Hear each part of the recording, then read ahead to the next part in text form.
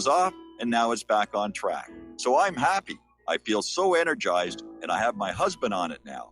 My mother-in-law has cholesterol problems, so I bought her a bottle as well. Thank you so much. Love the product. Tell us your story. Get Extendivite today. Call 1-877-928-8822 or visit heartdrop.com. Extend your life with Extendovite. This is RBN, the Republic Broadcasting Network.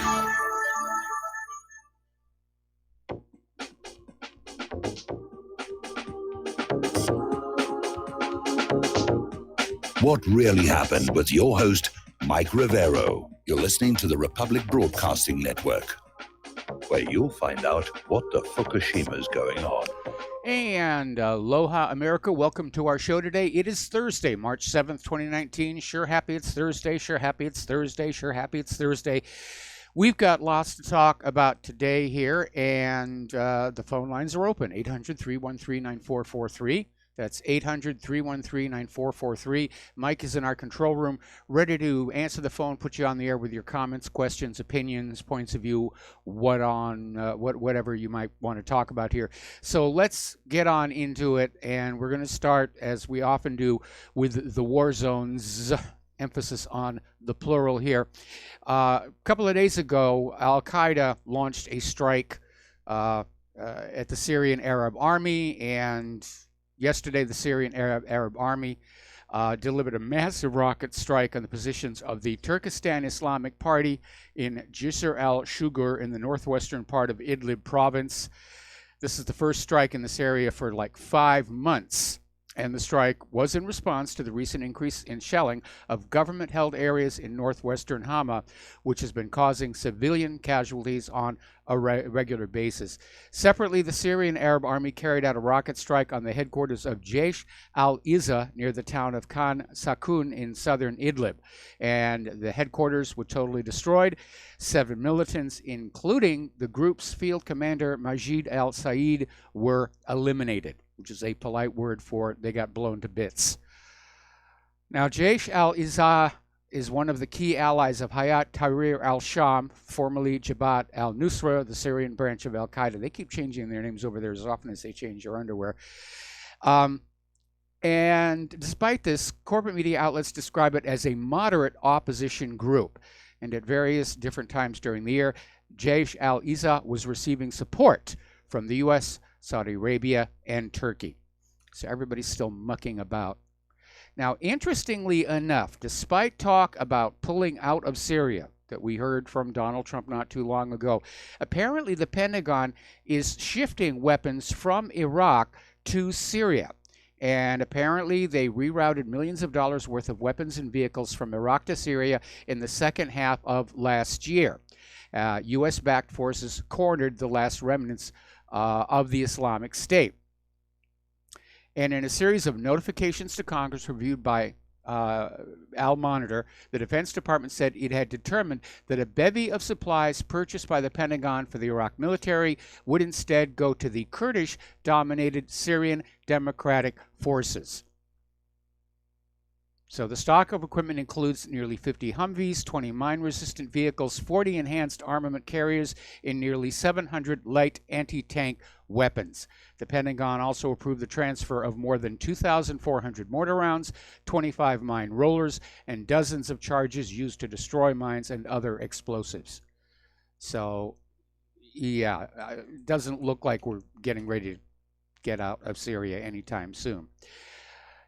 Now, yesterday we reported on the fact that in Venezuela, the German ambassador was declared persona non grata, supposedly for attempting to interfere in Venezuela's internal affairs, was given 48 hours to leave the country. Now, Juan Guaido, the self-declared interim president of Venezuela, is basically saying this is basically a threat by Maduro to Germany, and basically saying, you know, this is because Germany threw their weight behind Guaido.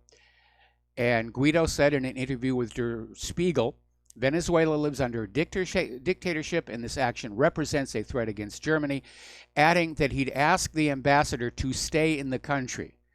Now, that's going to put the ambassador in a very interesting position. It's going to put Maduro in a very interesting position. And again, this is just another scripted U.S. regime change operation. Not going all that well, however.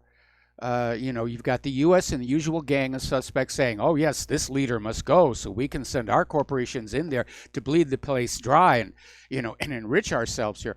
But the world has kind of picked up on this. Previously, back toward the 50s and 60s when the U.S. was doing this to other countries, the American people didn't realize what was going on. Today, it is very different. And that is in large part due to the independent media like Republic Broadcasting, that you're finding out what's really going on out there or what really happened. Plug, plug, plug, plug, plug, plug. Cheap plug. The repercussions are still bouncing back and forth over the hoaxing of Elliot Abrams by these two Russian pranksters, Vovan and Lexus. And these guys are famous. They're known for trolling of politicians. And they got Abrams on the phone for over 23 minutes in mid-February and early March, supposedly to talk about Swiss policy towards the situation in Venezuela, during which Elliot Abrams said that unless Venezuela did something really radical like attacking the U.S. embassy, that there was in fact no plan for a direct military intervention of Venezuela.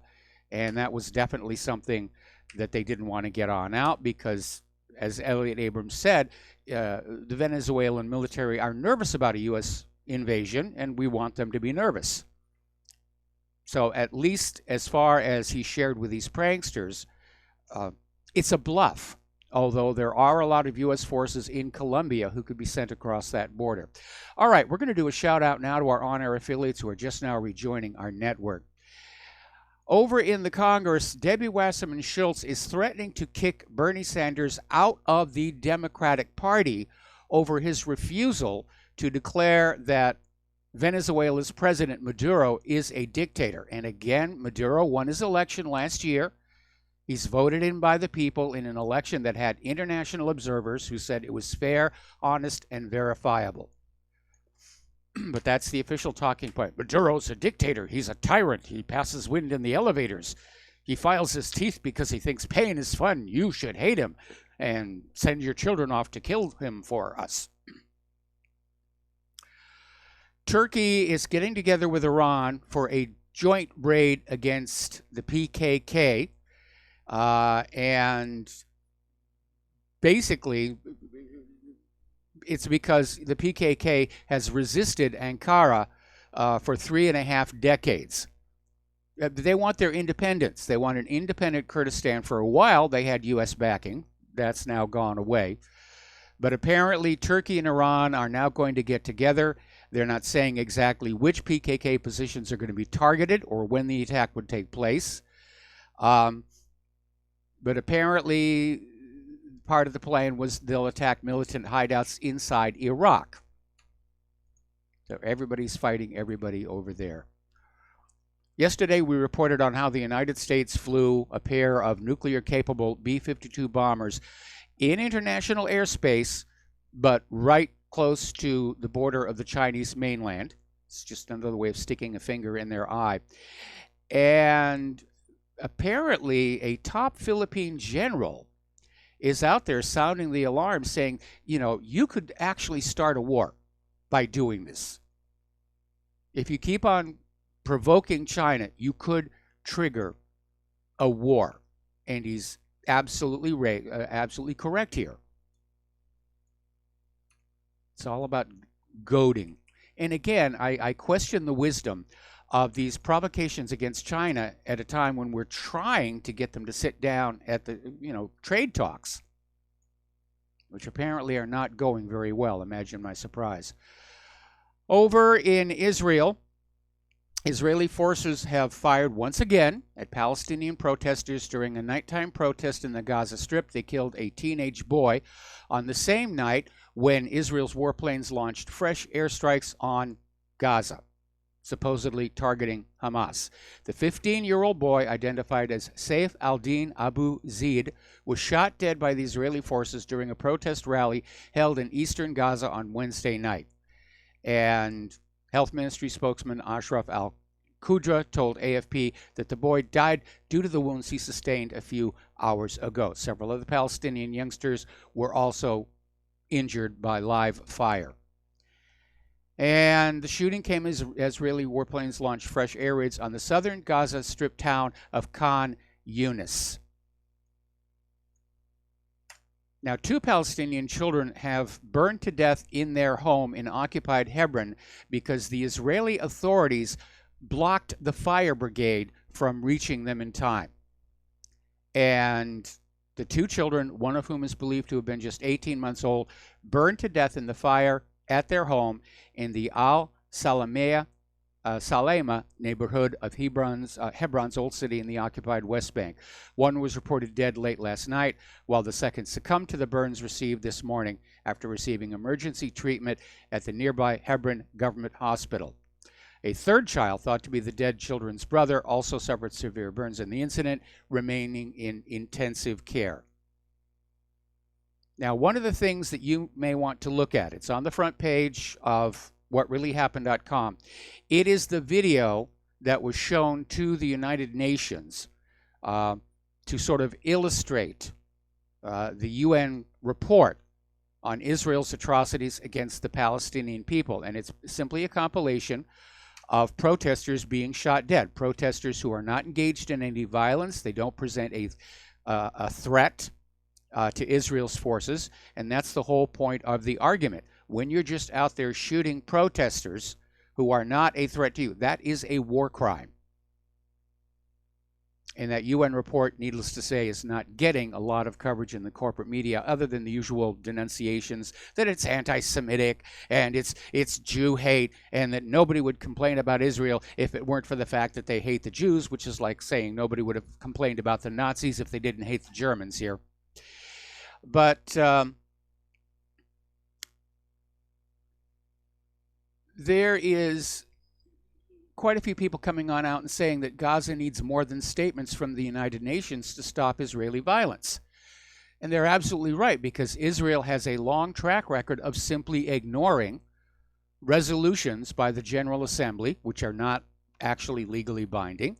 And of course, the Security Council can do nothing as long as the United States is there. So you've got this High Commissioner for Human Rights, and basically their report found Israel had breached the human rights of Gazans in its response to protests there. And we're coming up on the 1-year anniversary of the Great March of Return. So people are saying it's time for something to be done about Israel.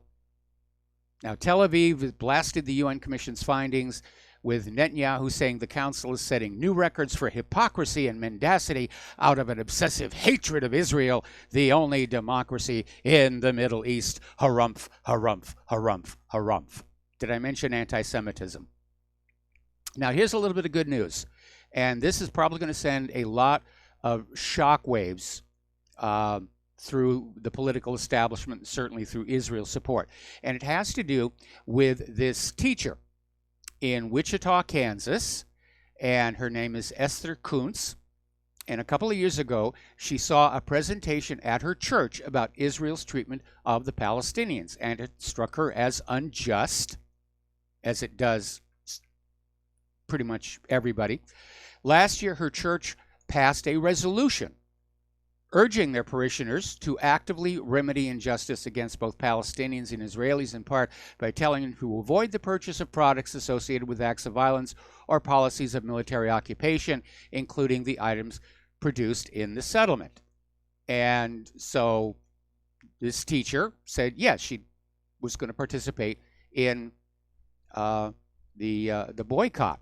Well, around the same time, she decided to complete a Kansas State Department of Education training program that would qualify her to make some extra money by leading professional development sessions for the state's math and science teachers.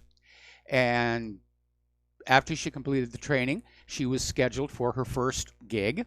But before she was started, she was contacted by Melissa Fast, the state employee who leads the program, who said that she had to sign this certification verifying that she was not boycotting Israel.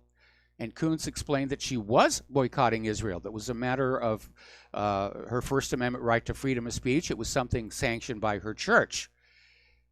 And she went to court. And this week in Coons versus Watson, a federal appeals court issued a ruling that says, yes, these laws saying that you have to sign a pledge not to boycott Israel is unconstitutional. It's a resounding victory. The court flatly declared the First Amendment protects the right to participate in a boycott, and basically chastised the Kansas legislators for passing the law in the first place and the Kansas educational system for penalizing the teacher for refusing to sign the certification. So that is a tremendous legal victory, and I'm sure it's going to be cited as a precedent as more and more of these cases go to court. Because it is an attack on our First Amendment. And I don't know about you, I am angry. I'm furious at our elected representatives, who are supposed to be our representatives, not Israel, who are willing to gut the foundations of our nation, the First Amendment, the Bill of Rights, to please a foreign master. We should be furious about that. We should be absolutely furious about that. Over in Jordan, in the Jordan Valley specifically, Israel has now cut the water supply to 2,600 Palestinians living in communities in Bardala village in the Jordan Valley, the northern occupied West Bank. And basically, Israeli forces cut off water for 60% of the residents of the Bardala village. And the Israeli forces also cut off water supplies for 1,800 to 2,000 dunams, that's about 500 acres, of Palestinian agricultural lands that must be continuously irrigated. And Mutaz Bisharat, who's an official who monitors settlement activity, added that Israel claims the water sources in the area are illegal, and saying, how can they be illegal? Because the water comes from wells inside the village and inside Palestinian lands. This is just another move by Israel to try and drive the Palestinians out so they can take more. Now, as you know, there was a recent tiff between Israel and Poland where Israel basically accused Poland of siding with the Nazis and participating in the Holocaust, and Poland said, no, what you're saying was all done by the Germans and we didn't help them. Well, the situation has now reached a point where there is a World War II era site where Jews were burned alive by Poles. And the Polish government is planning to, first of all, exhume the remains and excavate the site to document the fact that it was the Germans who ordered the Polish villagers to do the killings. And all of a sudden, all the Jewish people in Poland are saying, no, don't dig it up, don't touch it, don't look, don't peek. Just take our word for it. You Poles helped the Nazis. And all of a sudden, they're in a little bit of a panic that somebody might actually do some archaeology on the scene. Okay, we're going to take a phone call now from Joe in Tennessee. Aloha, Joe. Welcome to the show. What's on your mind? Well, I'd first like to say it was nice hearing from Layla yesterday. She really knows her stuff when it comes to Middle Eastern issues. Yes. But what I wanted to talk about was I was really disappointed with the meeting Trump had yesterday with all the Apple and the Chamber of Commerce type big business Republicans and corporate executives. I mean, my version of Trump's attraction is populism.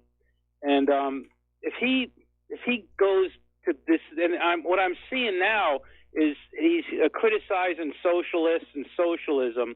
And I hope he doesn't become the champion of oligarchical capitalism, because that's not why we elected him.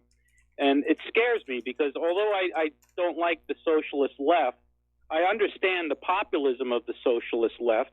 And if Trump walks away from the populism on the right, that's what we're going to get. And I'd rather see populism from the right than populism from the left. But we're going to get populism because the rich really and the elite and the oligarchs, the Federal Reserve, all that, they've really destroyed the middle class in this country. And which way do you want the middle class to go, Mr. Trump? Do you want it to go to the socialist middle class populism or right populism? Okay, well, Joe, stay on the line. We got to take a break here for some commercials, and I'm going to come right back to you after these words from our sponsors.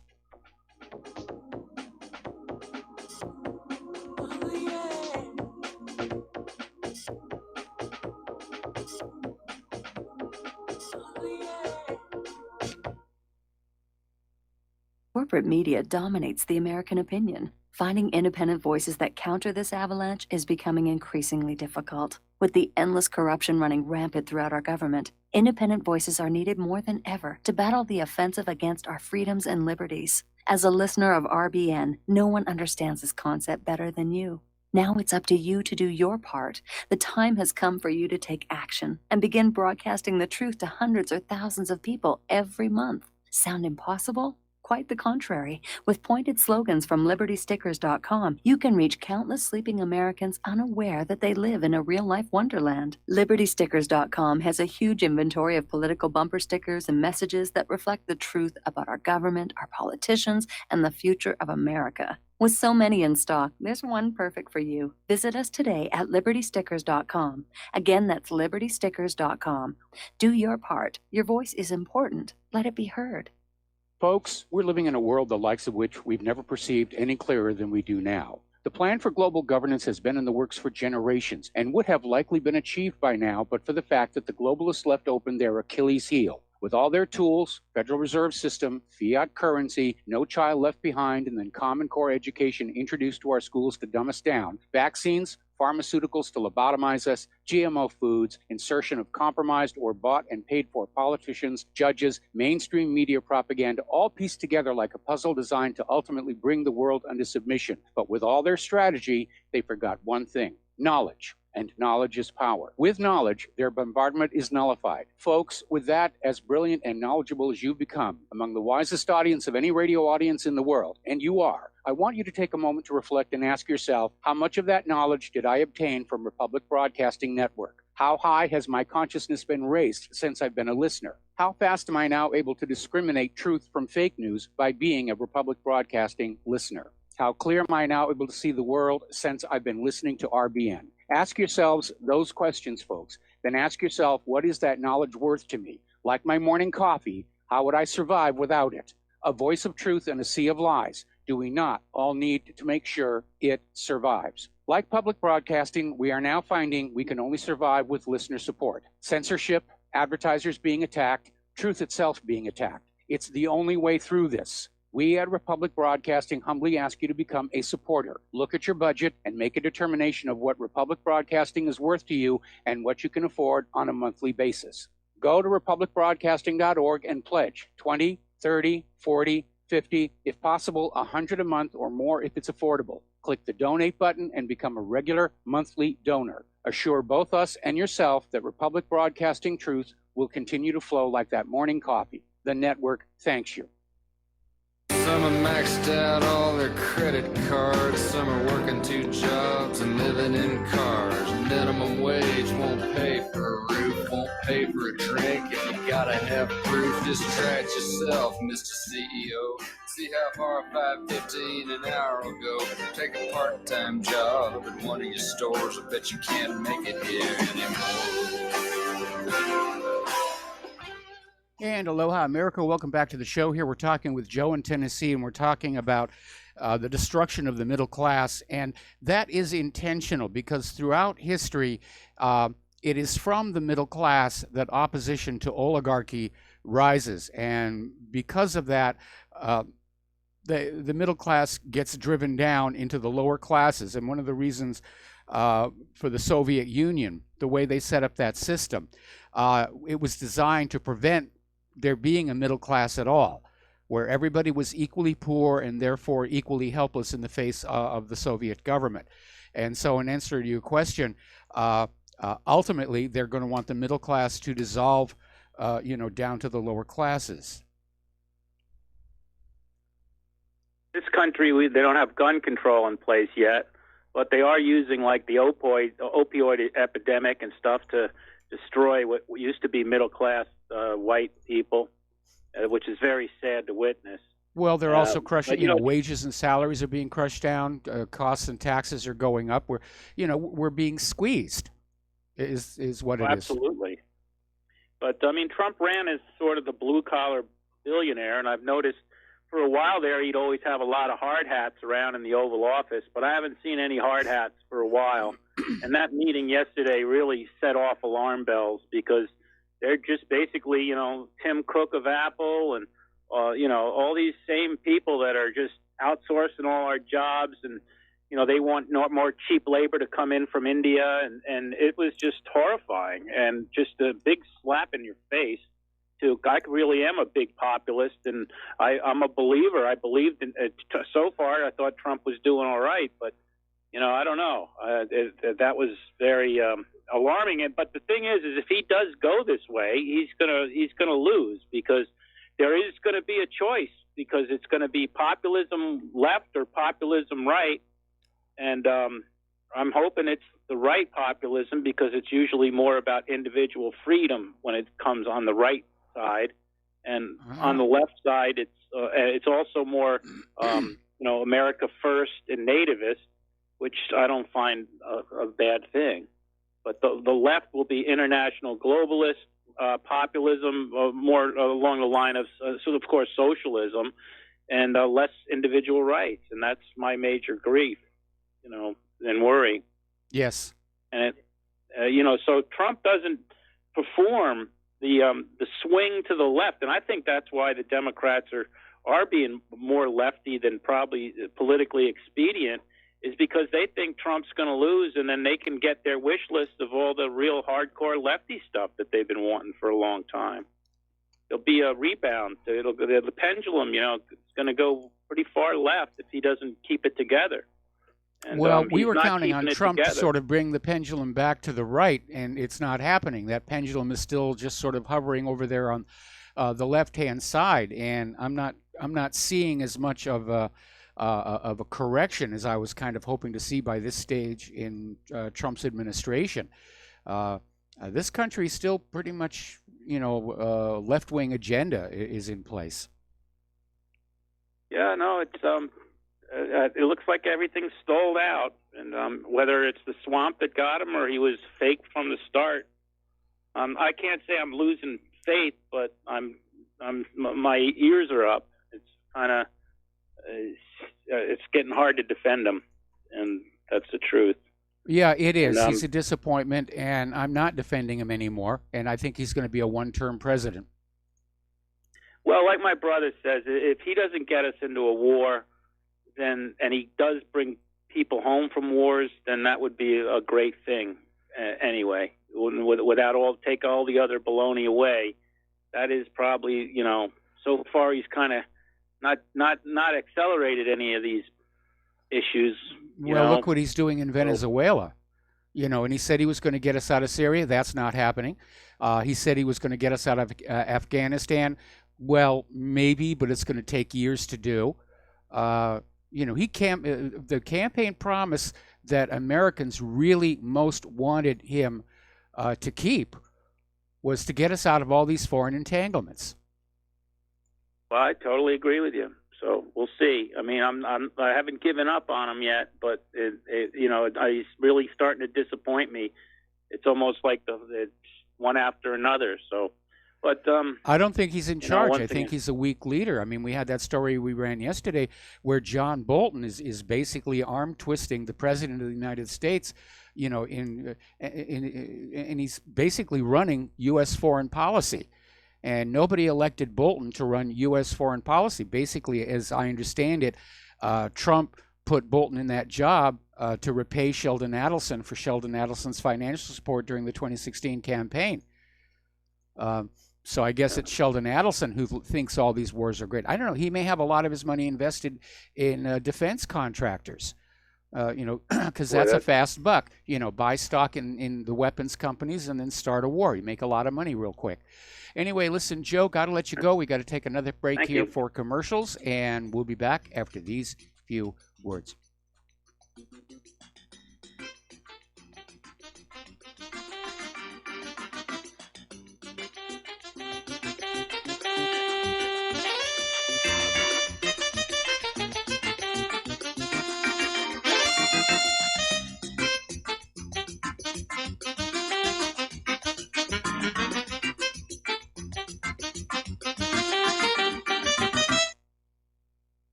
You are tuned in to the Republic Broadcasting Network. Visit our website by going to republicbroadcasting.org.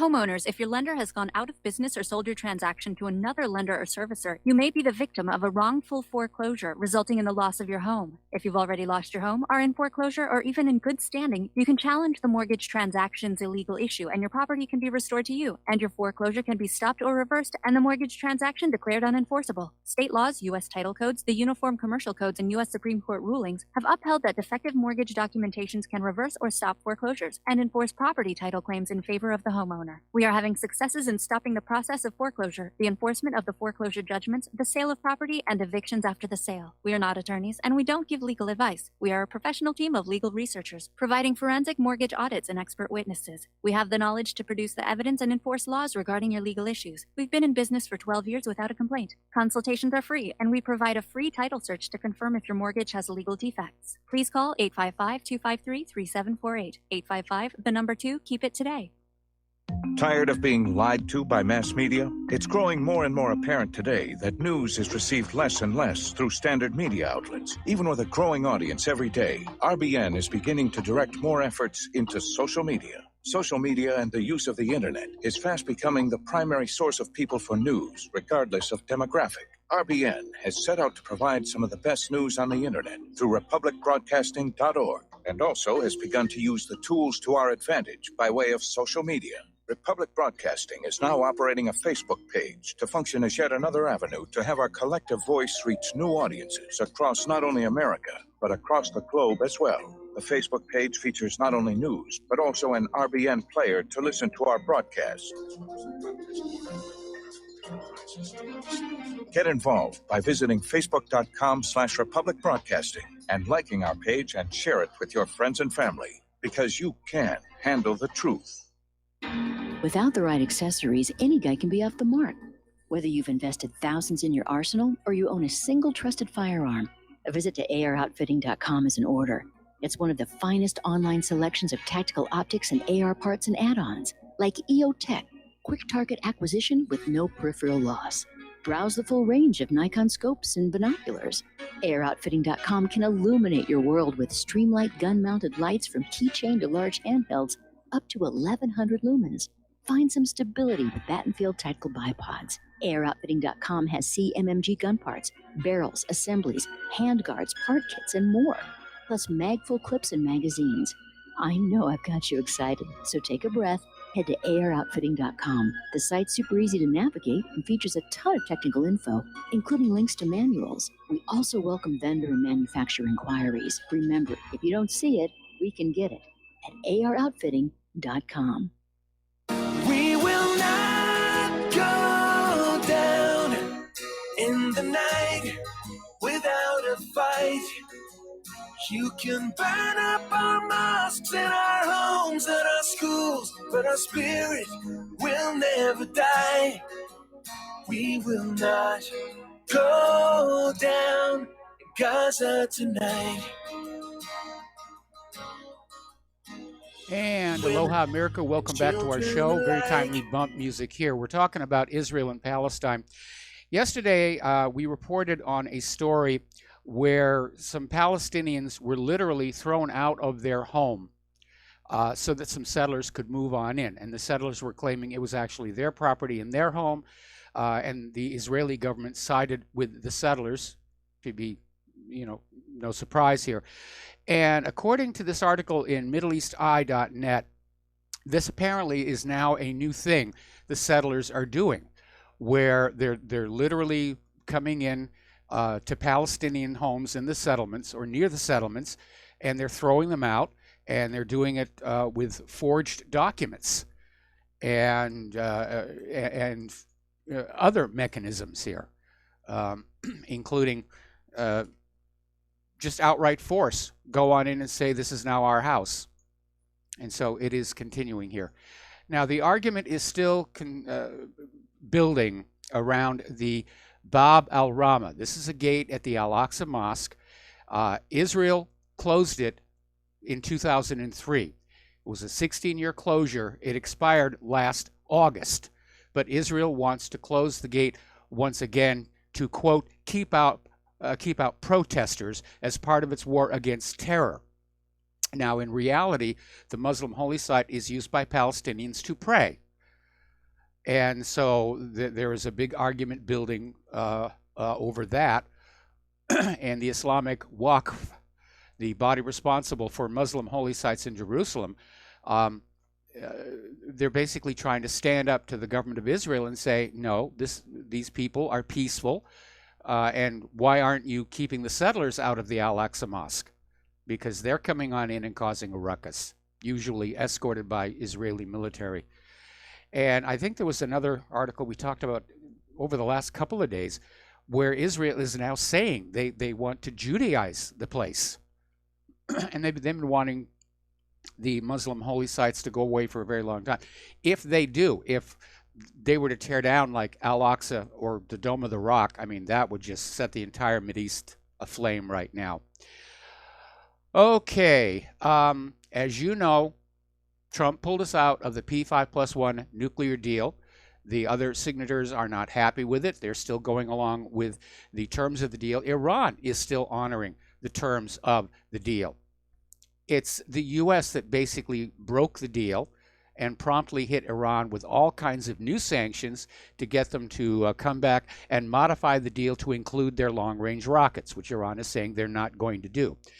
So the U.S. has sanctioned Iranian oil, and Iran is still trying to sell their oil to nations like China, which is refusing to honor the sanctions. And now Israel is saying that they may interdict Iranian oil tankers in international waters. Israel's position is that Iran selling oil to nations like China without U.S. permission constitutes smuggling, and that potential military attacks on oil tankers in international waters is enforcement of U.S. sanctions.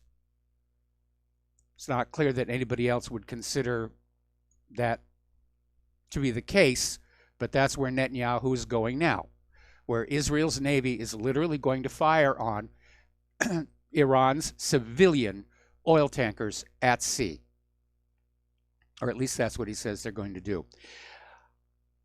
Anyway, all of this talk of boycotts and calling attention to what Israel is doing to the Palestinians, it is having an effect. Gallup just did a poll, and it's showing that overall American support for Israel has fallen to a 10-year low. Now, we all grew up, of course, just saturated in pro-Israel propaganda in the schools, on TV, in the movie theaters, and everything. But apparently, on this last poll, 59% of Americans say they side with Israel in its conflict with the Palestinians, but that is down from 64% just a year ago. That is a major, major drop. And I think it's very, very significant, and that's probably the reason why Israel is in a panic, and they're trying to get laws passed that say you can't boycott us, you can't criticize us, you can't say bad things about us. So they're hitting the panic button, is my read on the situation. Story out of Sputnik News. It's time for Congress to step up. U.S. lawmakers seek to end U.S. involvement in Yemen. And apparently there's a bipartisan effort in the U.S. Senate to pass a bill that would end Washington's support for the Saudi-led war in Yemen. And Kevin Zeese, co-coordinator for Popular Resistance, says it would be fantastic to see such a bill pass, but beware of loopholes. Because there have been Yemen bills passed in the Senate, also in the House of Representatives, but never together. So maybe they'll get one to pass. But the Yemen war needs to end. It is a disaster. The U.S. should never have gotten involved, and Saudi Arabia needs to be held accountable for the crimes it's committing in Yemen every single day.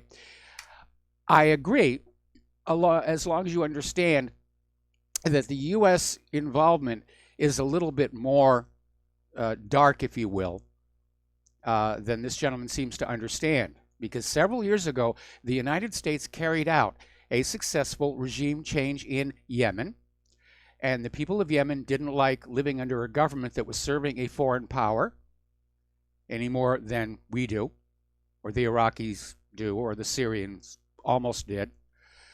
And so they basically kicked the U.S.-backed government out. And that infuriated the United States, because once you are a province of the American empire, you don't get to leave. And that's when the U.S. and Saudi Arabia got together and went in to just slap Yemen around and get them back in line. And what they're calling the rebels, the Houthis, they're actually the government of Yemen. And they try and hide that fact by saying, well, there's this internationally recognized government, which has no more legitimacy than Juan Guaido down there in Venezuela. It's just, we say this is the government. Forget about the people of Yemen and what they want. Forget about the results of elections. We, the nations around the United States and its allies, we have decided that this is the legitimate government of this country, because they will allow our corporations to come on in and bleed the place dry. Mahi dictum est.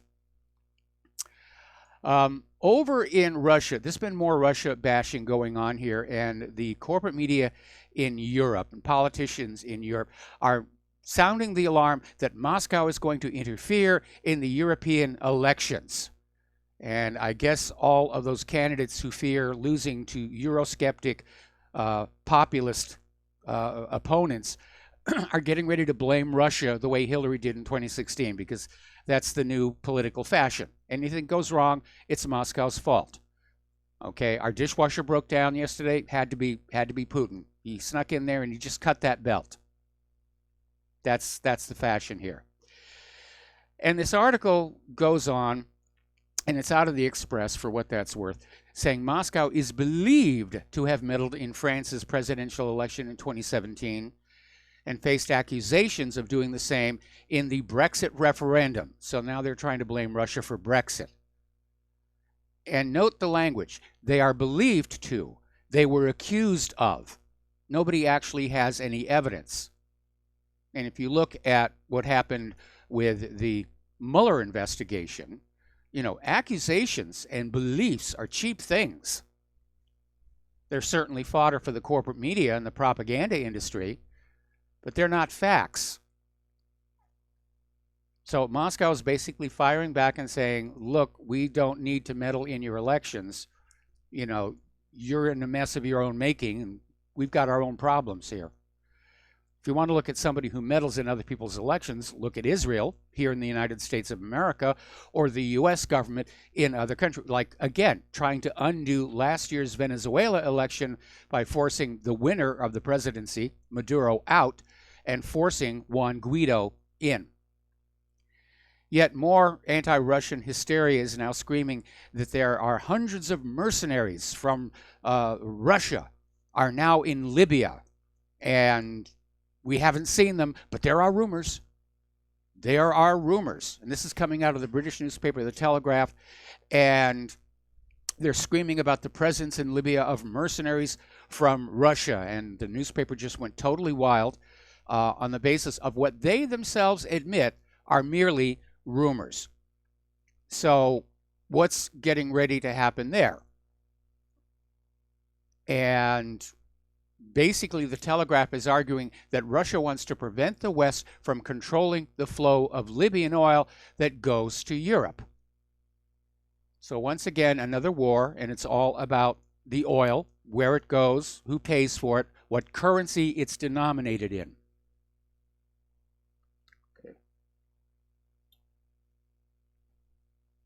All right. Over the Baltic Sea, there's been another close encounter of the dangerous kind. There was a Russian Sukhoi Su-27 fighter. It intercepted a U.S.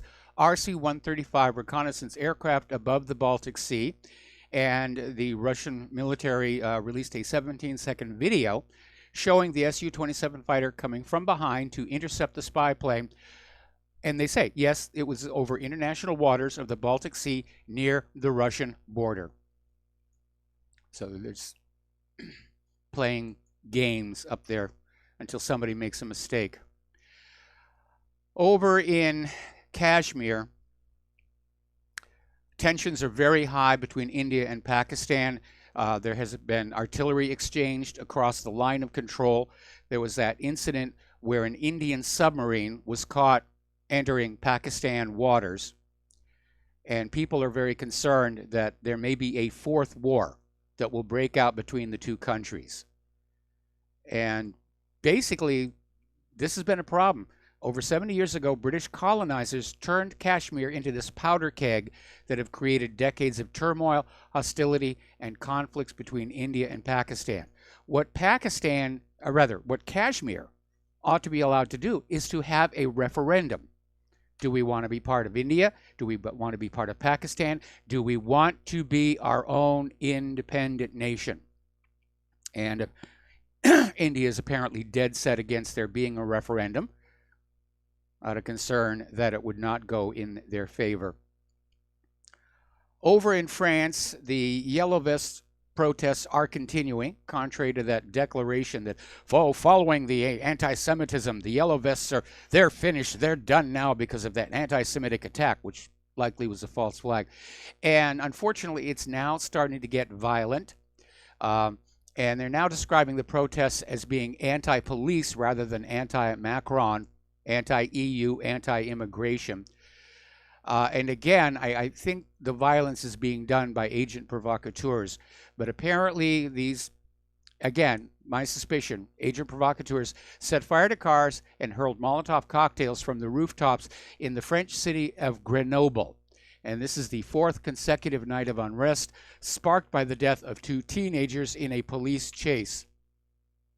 And apparently the Yellow Vests are attacking the police with poo bombs, where they will fill balloons with feces and just throw them.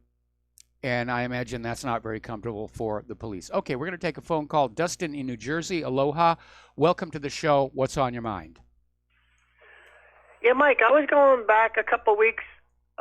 There's this guy called Dr. Parag Khanna. He's like from India. And he said he has a book out. It's called The Asian World Order is Coming. And he talked about the Belt and the Road. And then you see what Trump's doing, like with China, with the tariffs, and then now India. Because I saw Erdogan's speech. Did you hear what he says? I'm not going to cancel my order for the S-400. And just to let you know, we're looking into getting the S-500. So there is a definite pivot going on here. Oh, no question about it. Everything that the U.S. government is doing, is actually driving the rest of the world away from us. We're seeing countries that are just saying, yeah, we're going to do business with China and Russia. They're more trustworthy. They're more stable. Other countries looking at the United States, they can see the chaos. They can see all the chaos that's going on, on the floor of Congress and in our city streets. They're looking at all the transgender brouhaha and thinking we've all gone collectively insane. Yeah, I mean, you see, like, Nadler, they're just regurgitating, like, stuff that's already passed because it's all BS. But, Mike, like I said, there's no talk about no infrastructure rebuilding. There's no talk about anything. It's just a rotting corpse. I'm sad to say the country is rotting away. Yes. And these people are playing political games, and I don't see anything, like, to change that. Because I don't know. Do you see what Trump? He said that we're going to pull the troops out of Syria, and then we're not. We're going to again. Now he's not again. He signed something that says we're not going. I mean, I don't know, man. It's just screwy. I mean, it just looks like it's a third world. It's worse than a third world banana republic. These people just have no clue and they're all infighting, and I don't think it's going to end very, very well. You know, No, like, I don't. I still see the most likely outcome is a Soviet Union style collapse of this country, and everybody needs to be getting ready to get through that transition. And you know, hopefully there won't be a lot of violence, but the most important thing to do is to basically say those career politicians who wrecked the country are not to be allowed back into public life under any circumstances.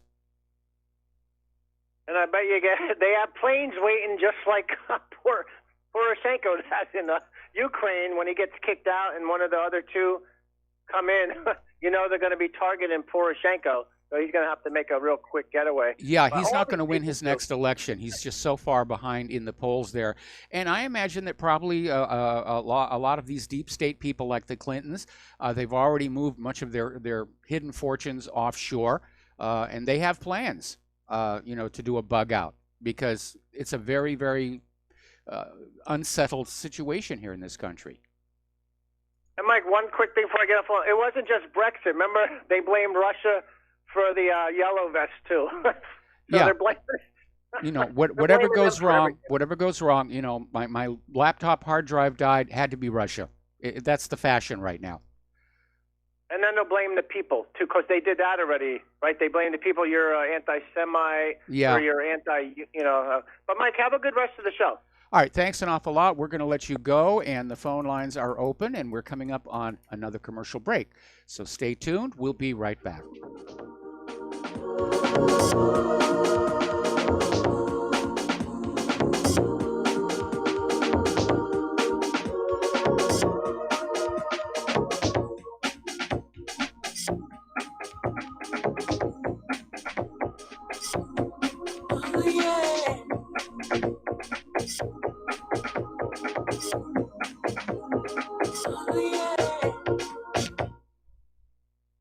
Do you worry a lot? If you're forgetful, nervous, moody, or overwhelmed, chances are you're not protecting yourself from the ravaging effects of stress and anxiety. No matter the cause, ongoing stress and elevated levels of the stress hormone cortisol can rob your memory, your health, your quality of life, and your future. Now you can combat the effects of stress and anxiety while improving your memory and recall at the same time with the dietary supplement Calm and Clever. Studies show that the ingredients in Calm and Clever reduce cortisol by as much as 30% in as little as 1 to 2 weeks and increase your ability to recall facts, names, and numbers in 4 to 12 weeks. Calm and Clever was created by scientist Kurt Hendricks, a principal investigator in 2 NIH-funded studies on Alzheimer's disease. Try Calm and Clever for 2 months. You'll feel the difference. Call 1-800-758-8746 or go to calmandclever.com.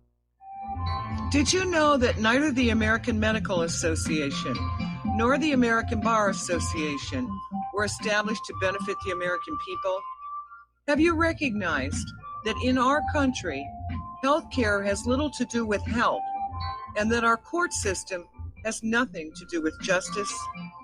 The priests of both medicine and law have been incentivized to implement a dark agenda on behalf of the Bilderbergers and their ilk. To protect ourselves and our progeny, we need to take a much closer look at how these two giant industries really work.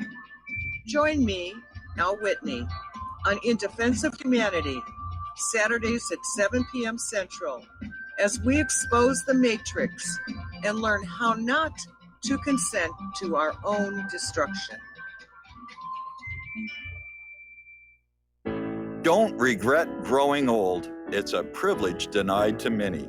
Heart disease is taking our youth from us. Young people in their 30s, 40s, 50s, and beyond are dying needlessly. One of the hardest messages I've ever had to deliver is to convince people that something natural like Extendivite should be taken as a preventative measure. I'm sure you heard an ounce of prevention is worth a pound of cure. Extendivite is that ounce. Take Extendivite for 1 year and see what your doctor has to say and how much better you feel. Herbs take time to address the problem. It took years of life to have a problem. Give Extendivite 1 year to fix the problem. Don't wait until it's too late.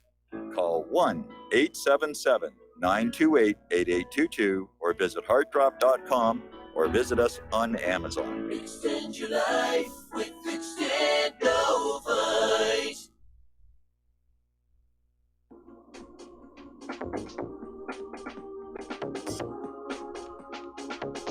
What Really Happened with your host, Mike Rivero.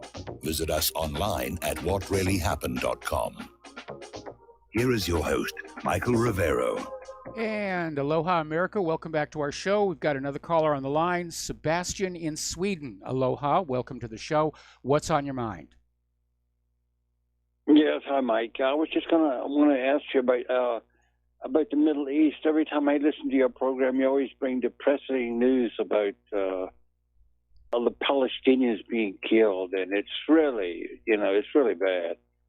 It is bad. But I like the fact that I know, and this thing with boycotting Israel, I've been doing it since 1973. I never buy any products. My ex-wives, I talked them into doing it, and they still don't buy any Israeli products like SodaStream, fruits, and go at Starbucks because they support the illegal settlements. If anyone knows that, Starbucks. So you should go buy your coffee other places.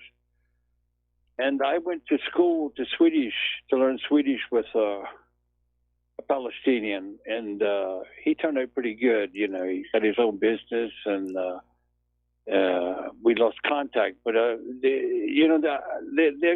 good people. I think it's a shame what Israel's doing, and the world is just standing by, just letting it happen, including Sweden. They don't say anything either. Mostly European countries, I think Israel has them in their little wing.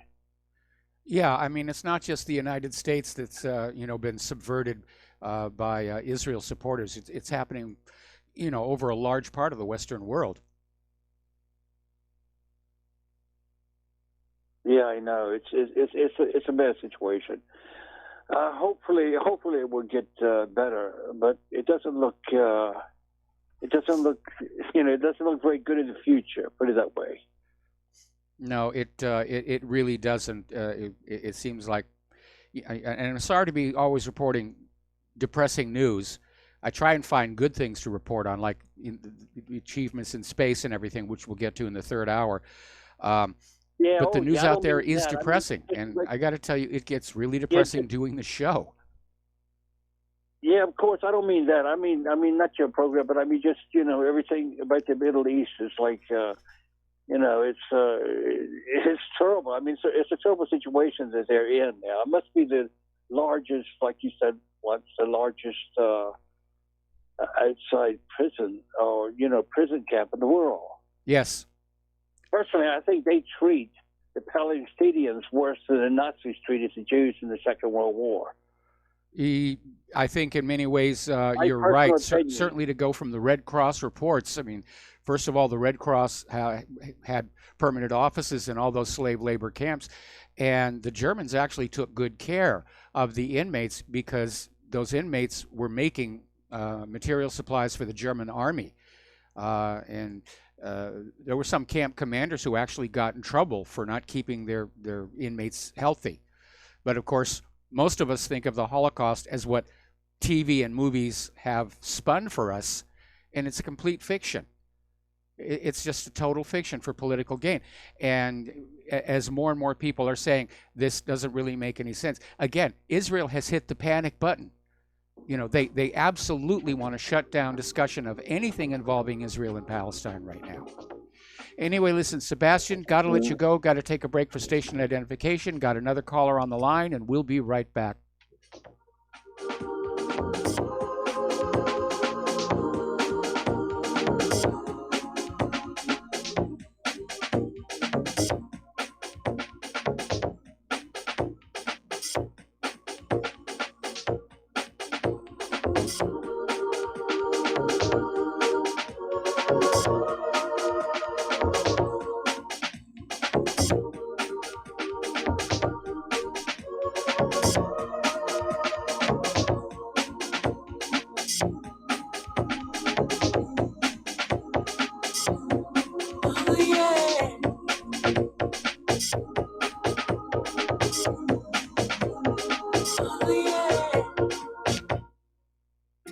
Homeowners, are you in foreclosure, expecting to be served with a foreclosure lawsuit, or suspect your lender has coerced you into an illegal mortgage transaction? A huge number of mortgages made in the last 10 years have legal issues and are possibly defective. State laws and the U.S. Supreme Court have upheld that defective mortgage documents are grounds for foreclosure defense and for counterclaims in favor of the homeowner. If your mortgage has been sold or assigned since closing the loan, it may be defective and you may be paying the wrong party, and the lender may not have standing or the right to foreclose or collect payments under the law. If you would like to know if your mortgage is legal or not, or know if you are paying the right party, we can help. Our initial consultations are free of charge. We are not attorneys. We are legal researchers and work closely with experienced lawyers who know how to help you find the evidence to help you keep your home. Call toll free 1-855-2-KEEP-IT. That's 1-855-2-KEEP-IT today. You're listening to the Republic Broadcasting Network, because you can handle the truth.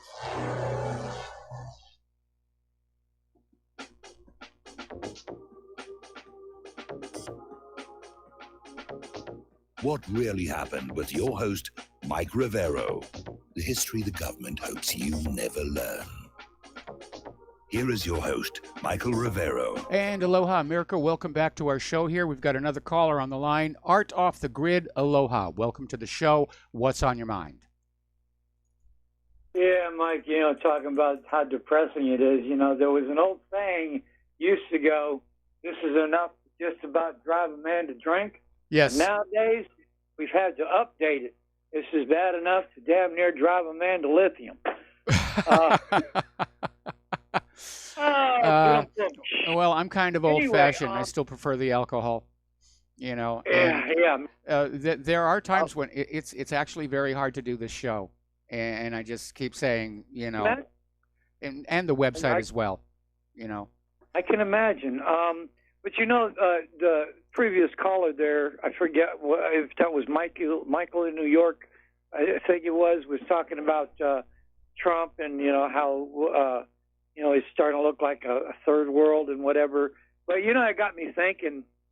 I remember just like right there as we were coming up on the election, like election day and whatever, and even throughout election night, I was like, man, it looks like Trump just might do it, and Trump actually had me fooled. I will admit, man, I bought it hook, line, and sinker, and I'm not an easy man to sucker, because I can run the long con with the best of them. But what was my first indication that something might not be right, Mike?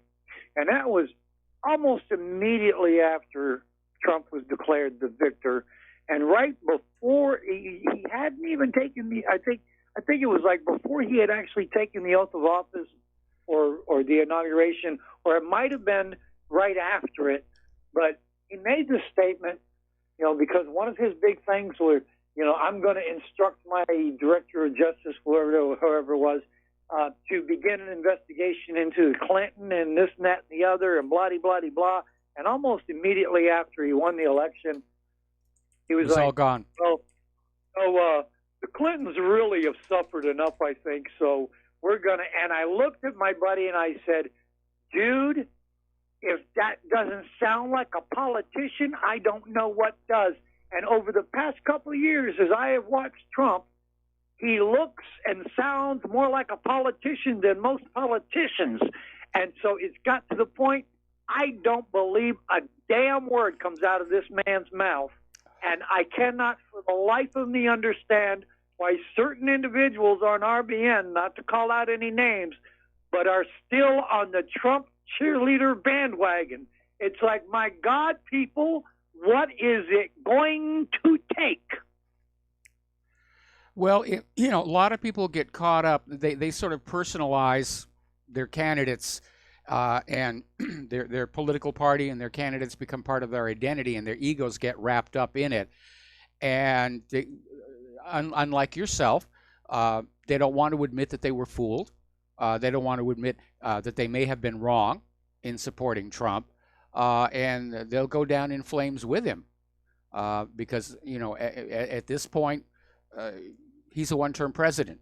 Unless he does something miraculous in the next 2 years, he's a one-term president here. And I get a lot of people emailing me saying, why aren't you still supporting Trump, or why aren't you supporting this or that person here? I'm here to support the process, okay? And I don't invest heavily in individuals or personalities. I'm just concerned about getting this country back on its constitutional track, which is getting harder and harder, and I'm getting too old to be a Gandhi dancer anyway. So, that's what I'm here for. I'm looking out for the process. And if, as much as I'm disappointed in Trump, some of these attacks and investigations against him are a violation of the process. It's an abuse of the process. And so, I'm going to be going after that. Yeah, it absolutely is. I don't like the man, but I'm not gonna sling a man up by his toes just because I don't like him. I'm like you. I'm gonna support what's right, what's just, and I don't give a damn whose face it wears. But I want to leave everybody with one more thought here, and this goes back to the comment about this country becoming a third world whatever. Yes. Here is what Pravda had to say, and this was back. Oh, God, this was like in the mid-1990s, I believe. And if this does not actually describe where we are today, I don't know what does. Here's what Pravda had to say. It can be safely said that the last time a great nation destroyed itself through its own hubris and economic folly was the early Soviet Union. Though in the end, the late Soviet Union still died by economic hand. Now we get the opportunity to watch the Americans do the same thing to themselves. The most amazing thing, of course, is that they are just repeating the failed mistakes of the past. Yes. And who was it, Mike, that said those who failed to learn the lessons of the past are doomed to repeat them? Thanks, and have a great one, bro. All right, thanks an awful lot. We're going to let you go. We're going to do a shout-out now to our honor affiliates who are just now rejoining the network. And I want to take a moment to step back to Venezuela, because this story just got sent to me. And this is coming from a Venezuelan, actually it's from an Argentinian newspaper. And it's basically talking about how Pence and Guido, during their summit in Bogota, apparently did not go all that smoothly, because to basically put it in a nutshell, this article from Argentina reveals Guido tried to convince Vice President Mike Pence that half the military would join him, and Pence believed him. And as of right now, 0.1% of the Venezuelan army has joined Guido, and Pence is understandably very, very angry, because if Maduro still has 99% of the military loyal to him, then this attempted coup is dead on arrival, short of a decapitation strike or an assassination. And remember, it wasn't all that long ago somebody tried to take out Maduro with these drones wired with explosives. Earlier in the week, we had reported on these incendiary packages that arrived at 3 places in London, and apparently another one has been delivered to the University of Glasgow, and police are saying they're all from the same source.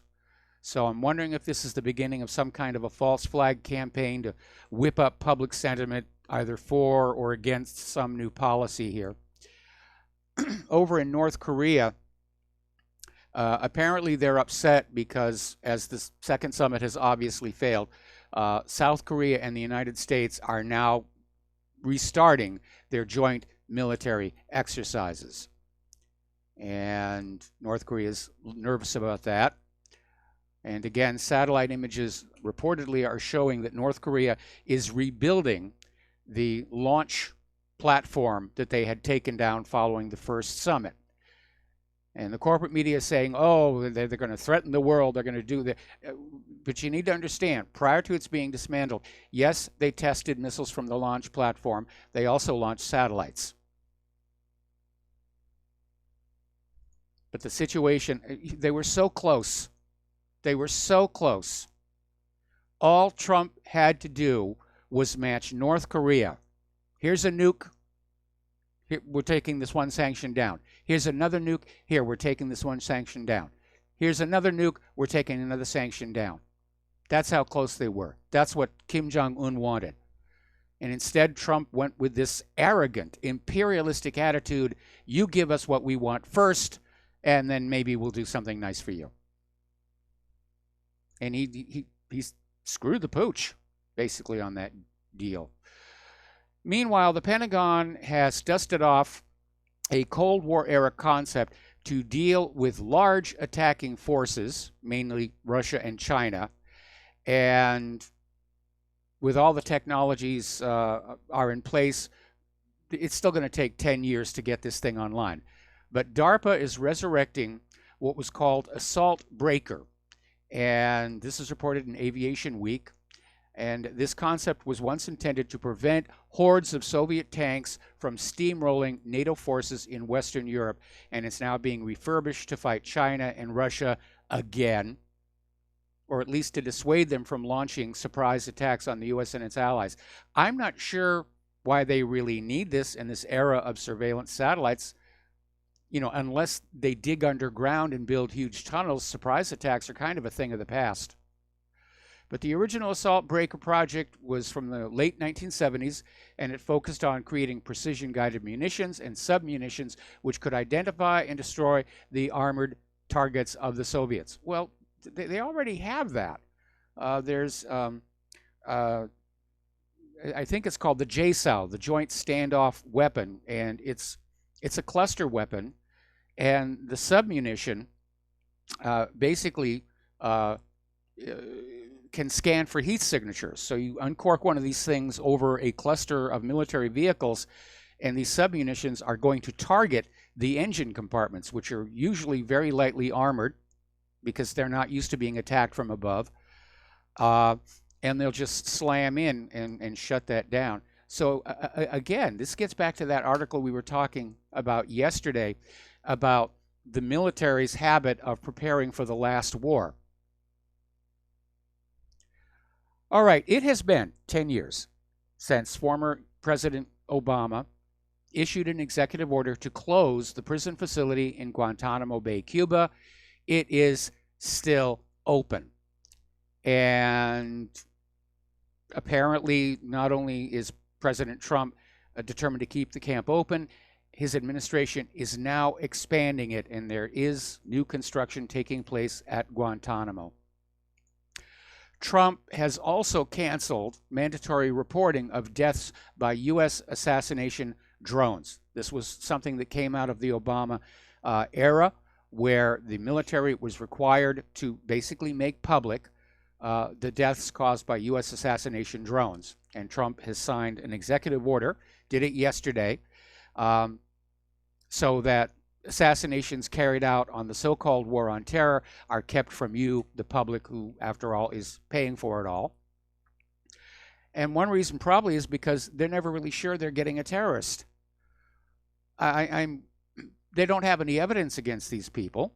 They just fly around and look for somebody who might be a potential terrorist. And I remember this one horrible story where one of the thresholds for targeting an individual is that they be tall, because it's presumed that tall, strong people are recruited by the terrorist organization. So this drone was flying over this town, and they saw this crowd walking across the street, and there was one figure in the middle of it who was clearly much taller than the others. And so the drone hit it.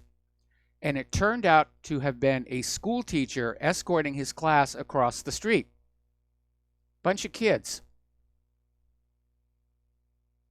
But they don't know, they don't know for certain that these people that are being targeted are actually terrorists or any kind of a threat to the United States. It's a campaign of terror waged from the skies. And if you think about it in that context, it's no different than what Germany was trying to do to Great Britain with the V-1 buzz bomb and the V-2 ballistic missile. They weren't particularly accurate. You know, and it was amazing for the technology of its time that they got anywhere near their intended targets. But it was just a reign of terror from the skies to pressure the British people, to pressure the British government to accede to Germany's demands, which, by the way, it did not work. And that tells us that the drone campaign will likely not work either. It'll have the opposite result. It will anger the people into harder resistance. That's what happened to the British.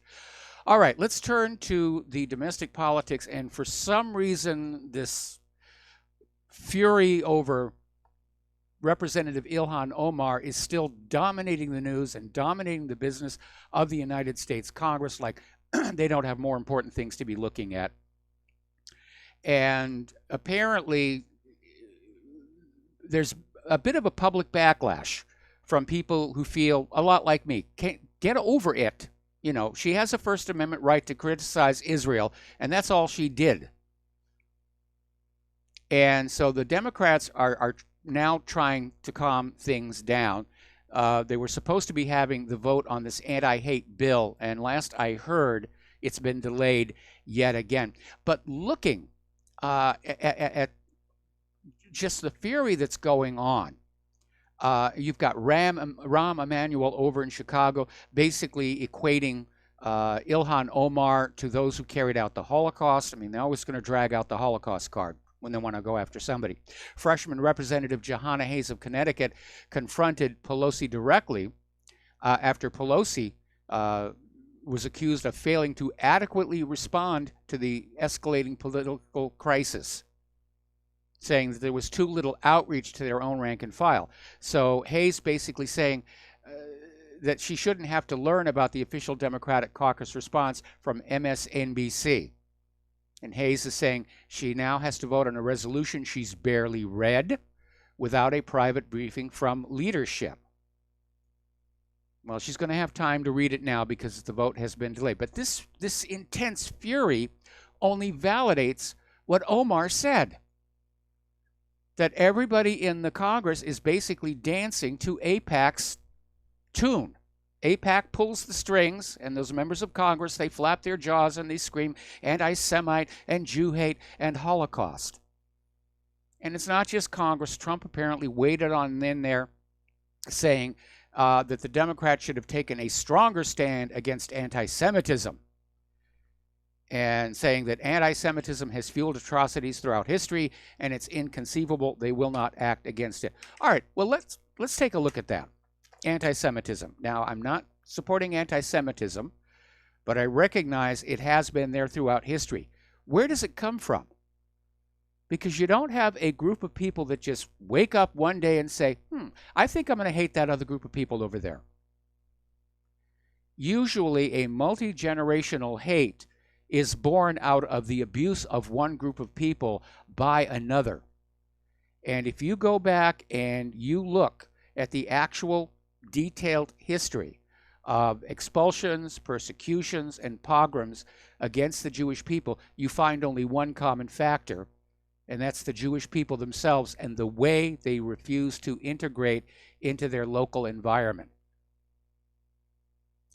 And so Israel likes to declare that certain stereotypes about Jews are just anti-Semitic, and I mean to the point where most schools will no longer perform Shakespeare's Merchant of Venice. Oh, it's anti-Semitic to portray, Shylock as just, greedy and trying to make money.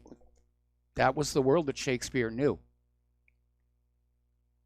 Now, I don't agree with hate. Sometimes, hate gets a bad reputation. I think there are certain hates that are perfectly acceptable. I hate liars. I hate cheats. I hate people who abuse little children, and I'm not going to apologize for that one tiny bit here. So apparently Pelosi has run into a little resistance. Apparently rank-and-file Democrats are revolting against Pelosi over this resolution to condemn anti-Semitism. And Pelosi apparently even walked out of a meeting with Democratic House members saying, well, if you're not going to listen to me, I'm done talking. Oh, how imperial can you get here? And the issue is, for a lot of these House Democrats and the House Republicans, legitimate criticism of Israel should be allowed. It should be protected by the First Amendment. because Israel's actions are the issue here. Anti-Semitism is just hating somebody for being a Semite, which includes the Arabs, I might point out. We're talking about behaviors here. We're talking about the policies of the government of Israel. And that First Amendment to our Constitution says we have a right. It's not given to us. It recognizes an already pre-existing right to criticize government, any government, especially one that gets so much money from us. And so already we have some corporate media coming on out and saying, well, legitimate criticism, that's just a phony excuse, to not move forward on this. All right, we're going to take another break for commercials here, and we'll be right back after these few words.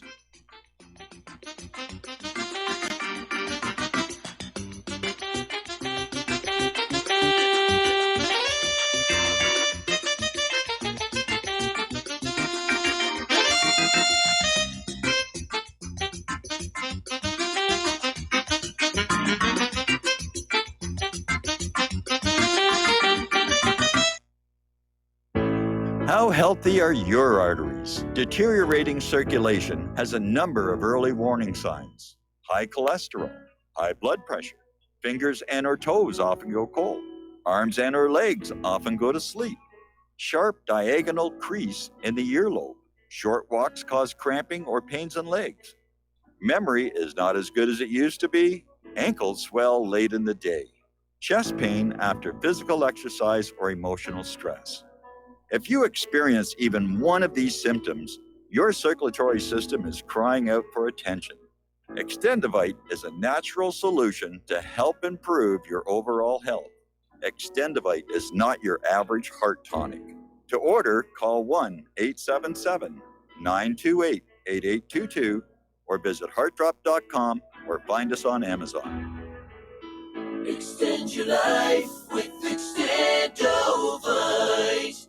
Folks, we're living in a world the likes of which we've never perceived any clearer than we do now. The plan for global governance has been in the works for generations and would have likely been achieved by now, but for the fact that the globalists left open their Achilles heel. With all their tools, Federal Reserve System, fiat currency, no child left behind, and then Common Core education introduced to our schools to dumb us down, vaccines, pharmaceuticals to lobotomize us, GMO foods, insertion of compromised or bought and paid for politicians, judges, mainstream media propaganda, all pieced together like a puzzle designed to ultimately bring the world under submission. But with all their strategy, they forgot one thing: knowledge. And knowledge is power. With knowledge, their bombardment is nullified. Folks, with that, as brilliant and knowledgeable as you've become, among the wisest audience of any radio audience in the world, and you are, I want you to take a moment to reflect and ask yourself, how much of that knowledge did I obtain from Republic Broadcasting Network? How high has my consciousness been raised since I've been a listener? How fast am I now able to discriminate truth from fake news by being a Republic Broadcasting listener?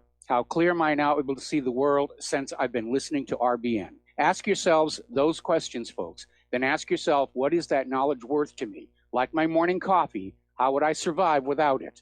A voice of truth in a sea of lies. Do we not all need to make sure it survives? Like public broadcasting, we are now finding we can only survive with listener support. Censorship, advertisers being attacked, truth itself being attacked. It's the only way through this. We at Republic Broadcasting humbly ask you to become a supporter. Look at your budget and make a determination of what Republic Broadcasting is worth to you and what you can afford on a monthly basis. Go to republicbroadcasting.org and pledge $20, $30, $40, $50, if possible, $100 a month or more if it's affordable. Click the donate button and become a regular monthly donor. Assure both us and yourself that Republic Broadcasting truth will continue to flow like that morning coffee. The network thanks you. When all this twisted steel was swept away, did these remaining holes reveal what's really happened? And aloha, America. Welcome back to our show here. And once again, I have to put on my beggar's outfit. Actually, this is pretty much it, what I'm wearing right now. And Claire's laughing in the other room here. Republic Broadcasting needs your support. I'm sure if you're listening to this show, if you're listening to Republic Broadcasting at all, you understand what a situation the country is in right now. In fact, I'm looking at the lower third on the Fox feed. It says radical Dems are pushing for Trump's impeachment. And they don't really have anything. The Mueller report's not going to have anything. They're already launching new investigations. They're going to try and find something, anything where they can impeach him. And it's symbolic at best because the Senate will not remove. Okay? So anyway, if we're going to stay here, if Republic Broadcasting is going to stay on the air, if whatreallyhappened.com is going to stay online, we really do need your support. Nobody's getting rich doing independent media. The ones who are getting rich, you have to find out where is that money coming from and what strings come with it. So Republic relies on your support as well as the advertising revenue. That's about it. We have no big sponsors. We have no foundation money coming in. It's just you and us. And so it really is serious. Republic needs your help right now. So the postal address to send in a check, money order, or if you prefer anonymity cash, is Republic Broadcasting Network, 2251 Double Creek Drive, number 302, Round Rock, Texas, 78664. The phone number where you can call in with a debit or credit card donation or pledge to be a recurring subscriber is 800-724-2719, extension 1 during business hours, extension 3 at all other times. All right, getting on back to this thing about the anti-hate resolution. Apparently, Pelosi is now trying to reword it and rework it and make it a little bit more broad, saying that hate in general is wrong. And now they're adding anti-Muslim bias concerns to the anti-Semitism resolution, because as it's written right now, it's very clearly something that is being done on behalf of the nation of Israel.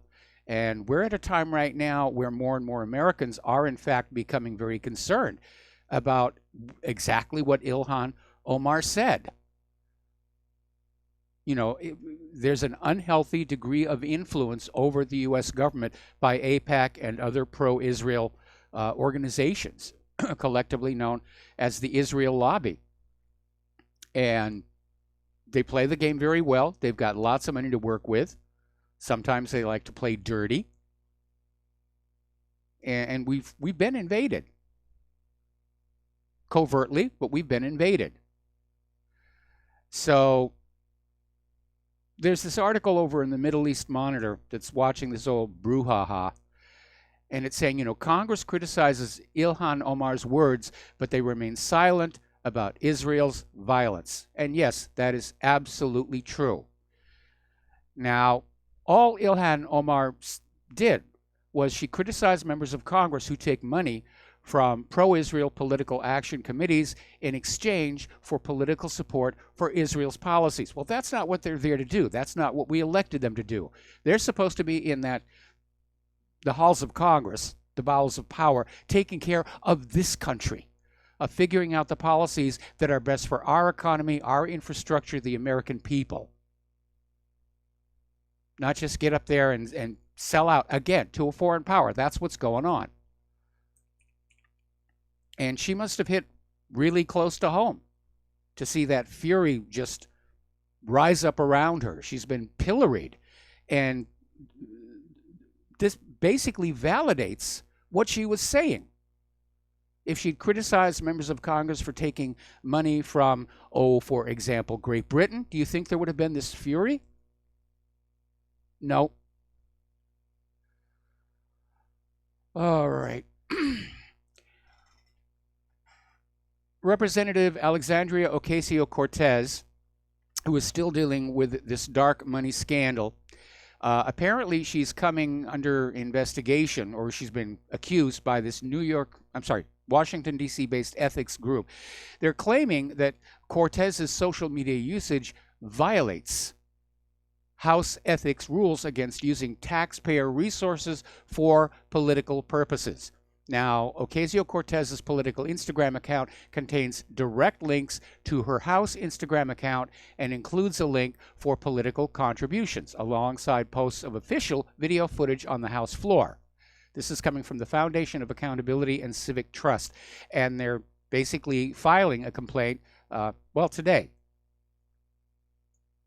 So some of the luster is rubbing off Ocasio-Cortez, which is kind of weird because over at the Political Insider, Democrat voters are out there saying, yes, she's the candidate of the future. All right, we're going to take a break for more commercials, and we will be right back.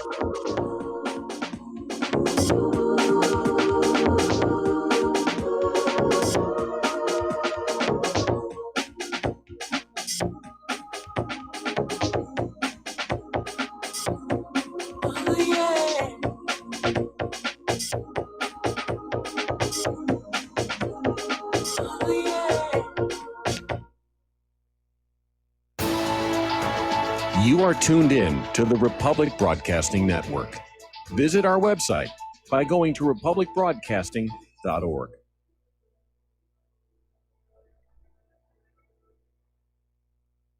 Homeowners, if your lender has gone out of business or sold your transaction to another lender or servicer, you may be the victim of a wrongful foreclosure, resulting in the loss of your home. If you've already lost your home, are in foreclosure, or even in good standing, you can challenge the mortgage transaction's illegal issue, and your property can be restored to you, and your foreclosure can be stopped or reversed, and the mortgage transaction declared unenforceable. State laws, U.S. title codes, the Uniform Commercial Codes, and U.S. Supreme Court rulings have upheld that defective mortgage documentations can reverse or stop foreclosures and enforce property title claims in favor of the homeowner. We are having successes in stopping the process of foreclosure, the enforcement of the foreclosure judgments, the sale of property, and evictions after the sale. We are not attorneys, and we don't give legal advice. We are a professional team of legal researchers, providing forensic mortgage audits and expert witnesses. We have the knowledge to produce the evidence and enforce laws regarding your legal issues. We've been in business for 12 years without a complaint. Consultations are free, and we provide a free title search to confirm if your mortgage has legal defects. Please call 855-253-3748. 855, keep it today.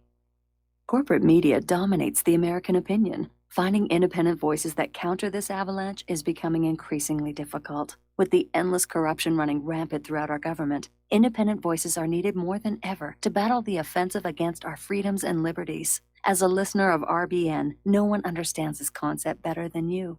Now it's up to you to do your part. The time has come for you to take action and begin broadcasting the truth to hundreds or thousands of people every month. Sound impossible? Quite the contrary. With pointed slogans from LibertyStickers.com, you can reach countless sleeping Americans unaware that they live in a real-life wonderland. LibertyStickers.com has a huge inventory of political bumper stickers and messages that reflect the truth about our government, our politicians, and the future of America. With so many in stock, there's one perfect for you. Visit us today at LibertyStickers.com.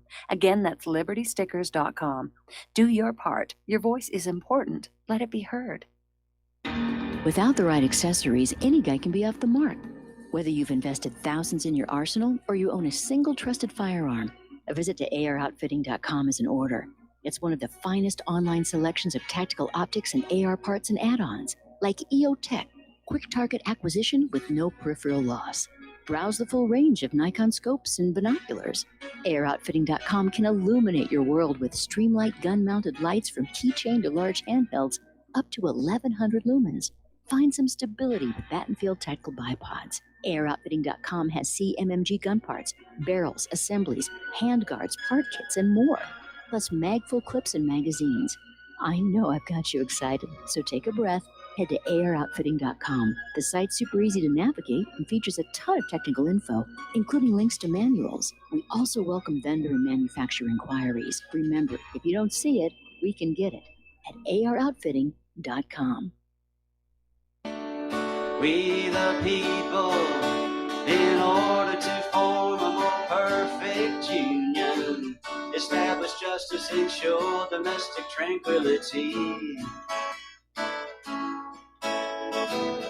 provide for the common defense, promote the general welfare, and secure the blessings of liberty. And aloha, America. Welcome back to the show. We're talking about domestic politics here. And apparently Democrat voters they're infatuated with Alexandria Ocasio-Cortez. They're not really looking very carefully at her proposals like the Green New Deal. And apparently there was this group of Democratic voters. They were on CNN, and they were just singing Alexandria's praises. And apparently she's being called the future of politics. And Christian Tamte basically came on and said she's the candidate of the future. She's got this down pat. She's also nailed it as a woman in a male-dominated field. So they're already playing the feminist card. And this is how women in the male-dominated fields, we have to work like this all the time. Get ready for her because she's coming. Well, maybe, maybe not.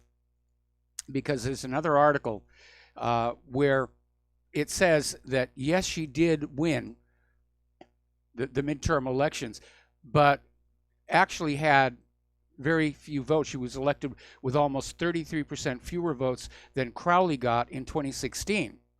Now, that, of course, is explained by the difference between a presidential year election and a midterm, where voter turnout is down. And they're analyzing the numbers and saying that her support may be more vulnerable than anybody wants to talk about. And it appears that the Democratic vote in the stronghold is declining sharply. And if Alexandria keeps going on the way she's been going on with these nutty ideas, I imagine that there's going to be room for a new candidate come 2020. Okay, Michael Cohen has ended his 4th day of Capitol Hill questioning. Actually, he did that yesterday. And he handed over documents he claims show how Trump lawyers changed testimony, which resulted in his perjury conviction. And basically, when he came out from the closed-door meeting, he announced that House Intelligence Committee members were satisfied with his answers. So now I understand that Cohen is trying to sue Donald Trump to recover his legal fees. Okay. And they're still out there flogging that dead horse called Russiagate. And a few weeks ago, Moon of Alabama reported Russiagate is finished, and it really ought to be. It's way past its sell-by date here. There was nothing found to support this conspiracy theory. The Trump campaign did not collude with Russia. And a few underlings were indicted for completely unrelated issues and for lying to the investigators about minor details. But nothing at all supports the dramatic claims of collusion made since Trump took office. Now, in a just world, all those corporate media prostitutes and correspondents who for more than 2 years pushed Russiagate and caused so much damage to so many people would be let go from their positions and apologize. That's not going to happen. They're going to jump onto the next conspiracy train and keep on going, and they will never, ever apologize for what they've been doing. And again, the Mueller report, we're hearing, it's going to be out the end of this month. Amazon is already accepting pre-orders for it. It's going to be a big nothing burger, is what we're hearing from insiders who've read the report, because they didn't find anything. It's going to be a book of rumor and innuendo. So the Democrats are already launching all these other investigations, and Trump is right. It's a witch hunt, or in this case, a warlock hunt. It's a fishing expedition. And as that lower third that was on Fox here just a little while ago, say, you know, the radical Democrats, they're calling for his impeachment. They don't even have anything to go on. They're just saying, get rid of him, get rid of him. Our government is tearing itself apart. Anybody can see that. Pardon me. Now, here's a weird story. Aaron Schock, he's a former congressman, and apparently the reason he lost his last election, he was revealed to have used official funds to decorate his Capitol Hill office in the style of Downton Abbey. I guess he was a huge fan of the show.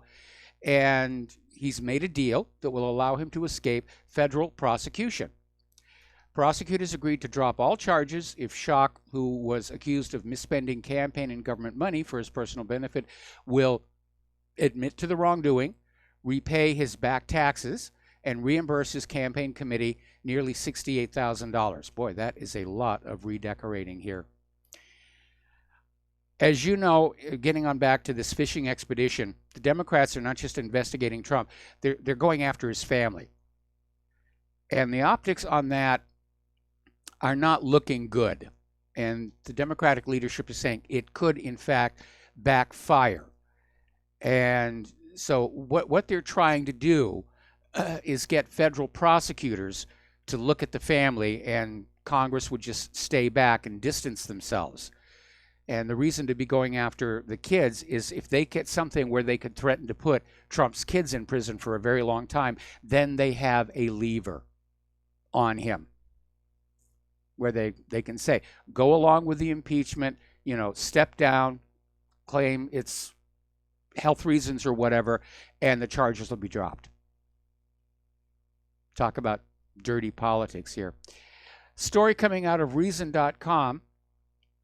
Axios Harris did a poll on Americans' least favorite company, and overwhelmingly it came out that the least favorite company is the U.S. government. And apparently a lot of people were surprised the government even made it onto the list, since it's technically not a company. But last year, the U.S. government didn't make the most visible list. This year, it did. And it didn't matter what political party the respondents belonged to. Republicans ranked the government 95 out of 100. Democrats ranked it 98. Independents put it dead last. Okay. All right, we're going to start talking about the economic news now.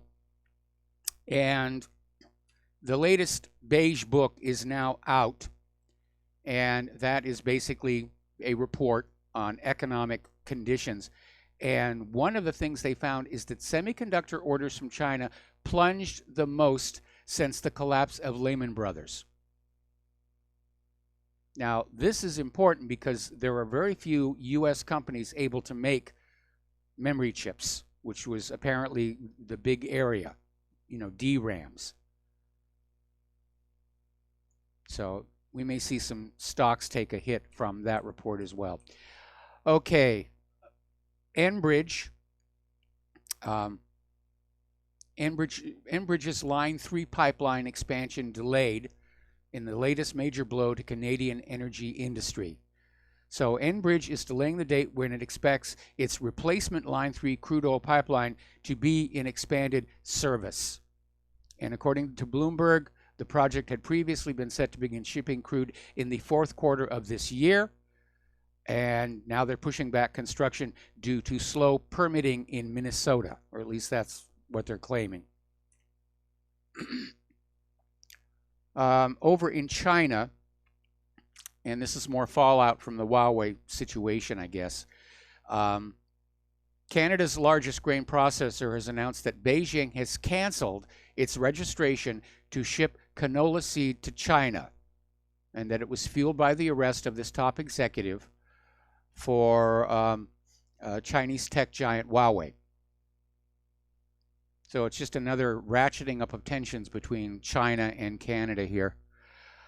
Over in France, their seed maker, Vilmorin, is defying new U.S. sanctions on Iran to continue exports of seeds to Iran. And Iran is facing the toughest ever sanctions imposed by the U.S. in November, but Vilmorin said on Tuesday it is working with a banking partner to finance deals with Iranian clients able to pay in euros. So, like I said, all of this economic sanctions and tariffs are driving other countries away from the U.S. dollar. And without other countries using the U.S. dollar for a small interest fee. There isn't much left to prop our economy up here. But, Iran is basically the world's 5th largest vegetable grower, and they are apparently dependent on these seeds, which is kind of a surprise to me because I remember when I was in farming country, you collect seeds out of the remains of your garden after harvest. Just put them in a sack for the next season. Anyway, we're going to take a phone call. Zane in Washington, aloha. Welcome to the show. What's on your mind? Hi, Michael. Yeah, I've been seeing these articles, and it happens every 2 or 3 days now where there's a scandal regarding Google or Facebook and the Yes. conduct of their multi-hundred billion-dollar companies. Mostly, the what bothers me the most is the use of microphones to, I guess, do some targeting work for advertisers in microphones and devices where they will, I usually tell the story where they're having a conversation at dinner and they talk about their eyesight or something, and then a couple hours later, just out of the blue, they get an ad for eyeglasses. Do you want to buy some new glasses? Well, I wanted to ask, what you thought of this. I am in the advertising business. I make videos, Yes. promotional videos, and it's for me to give my best advice for how to use them once I make them. And some of my advice has been about Facebook advertising, and of course Google owns YouTube, and that's an advertising platform. But I've since discontinued that kind of advice. I just can't do it. The way that they're targeting customers, and Facebook does it too, is they listen to their private conversations, and so when they see an ad like that, like I said, the example of the eyeglass merchant, it says that the eyeglass merchant wants their business. They want to sell them some glasses, but it also tells them that they're okay with this surveillance state of things, where this is a legitimate way of targeting you as a customer, and we're fine with it. You should be fine with it too, and it's creepy. So, like I said, I'm not giving advice on YouTube promotions or Facebook anymore. I've switched to something called video brochures, where these brochures are slick printed pieces. You open up the brochure, and there's a small video player in there, Mm-hmm. and they're made.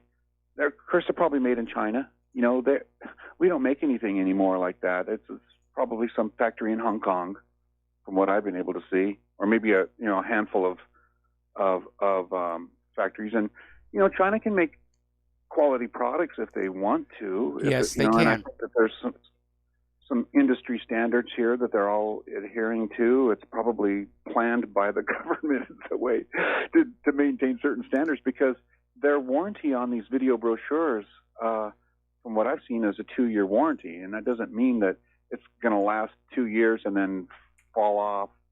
It'll probably last for 4 or 5 years. It's a real investment. But, people have already gotten into Google advertising, and I've talked to some people that pay $500 or $600 a month to be listed, which is basically a phone book now. It's a modern day. Google operates a phone book that, instead of paying what used to be, in a phone book maybe $800 or $1,000 a year, it's now $500 or $600 a month. So they just don't have any they don't have any operating budget for advertising, and video brochures kind of a big cash outlay. And I know you're kind of in this business. You are in this business, so I was just wondering if you give me some sense of what you think of what is the death of advertising and the rebirth of advertising. Well, the first thing it's video that I brochures. would say, from the point of view of your advertising customers, is when they are paying to be on Google and Facebook, they know they are reaching X number of readers, whereas a single one of your little video brochures, which, by the way, sounds really neat, kind of cool. Reminds me of brochures that used to come with CDs or DVDs in them. it's basically going to be seen by only a handful of people. And so the bang for the buck really isn't there. Google and Facebook, of course, are in trouble because of all the surveillance. And as far as the issue of the microphone, the reason that Google got into trouble over that one is customers were not being told that this particular device had a built-in microphone until they were notified that a future software patch would enable the microphone to work. And so people got very, very upset. They don't like to buy things and bring them home and then find out there's something in them that they didn't know about. People want to know exactly what they're bringing into their homes, especially with all of the spying that's going on here. Google and Facebook are also under fire. In fact, all the big social media companies, I think, have had problems with accurate numbers, and they have been caught inflating readership numbers to drive up their ad rates. There was one that actually had a Chinese clickbot factory just hitting their page over and over again to drive up their numbers.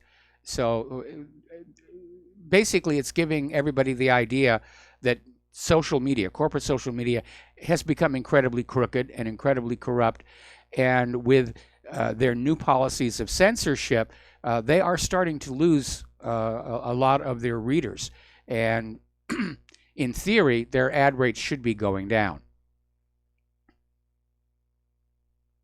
Yeah, well, they're an industry that doesn't have a rate card like, traditionally you would go to a print magazine or newspaper and they would have a rate card and you would know what you would pay. They, per,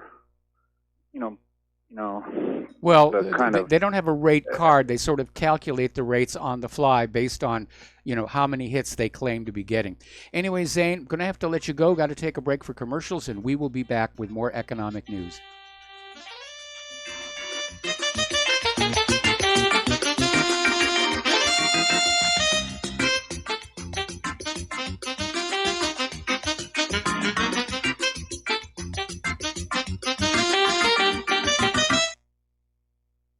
Tired of being lied to by mass media? It's growing more and more apparent today that news is received less and less through standard media outlets. Even with a growing audience every day, RBN is beginning to direct more efforts into social media. Social media and the use of the internet is fast becoming the primary source of people for news, regardless of demographic. RBN has set out to provide some of the best news on the internet through republicbroadcasting.org, and also has begun to use the tools to our advantage by way of social media. Republic Broadcasting is now operating a Facebook page to function as yet another avenue to have our collective voice reach new audiences across not only America, but across the globe as well. The Facebook page features not only news, but also an RBN player to listen to our broadcasts. Get involved by visiting facebook.com/Republic Broadcasting and liking our page and share it with your friends and family, because you can handle the truth. The reviews for Extendivite are amazing. Here are some from Amazon. By Christine, great for heart palpitations. By Ann, before I started using this product, every afternoon my ankles and my hands would be swollen. That doesn't happen anymore. So if that part of their advertising is true, I have to assume that the rest of it is also. Not to mention that when I had my yearly blood test, only a few weeks after beginning to use this product, my cholesterol had dropped over 30 points. I'm going to continue to take it. By Croc, I love this product. It really works. By Brad, works great, thank you. Tell us your story. Get your Extendivite today. To order, call 1-877-928-8822. That's 1-877-928-8822 or visit heartdrop.com. Extend your life with Extendovite. I'm getting older and noticing that my body just doesn't work as well as it used to. So I like to keep fit as possible by hitting the gym a few times a week. Recently, I started having a nagging bicep pain, and it got so bad I couldn't even lift the weights. When I was complaining about it to a friend, he told me about Angioprim. He said chelation helps remove toxins, heavy metals, and cholesterol in veins and arteries that may cause blockages. After just 1 week of taking Angioprim, the pain was gone, and now I'm back in the gym full strength. Scientific research research proves the active ingredient in Angioprim has superior oral chelation action that helps promote cardiovascular health. So to learn more, go to angioprim.com. That's ANGIOPRIM.com, or talk to a trained consultant. Call Angioprim toll free at 877-882-7221. You'll feel better with more energy. Call 877-882-7221 or go to the website angioprim.com.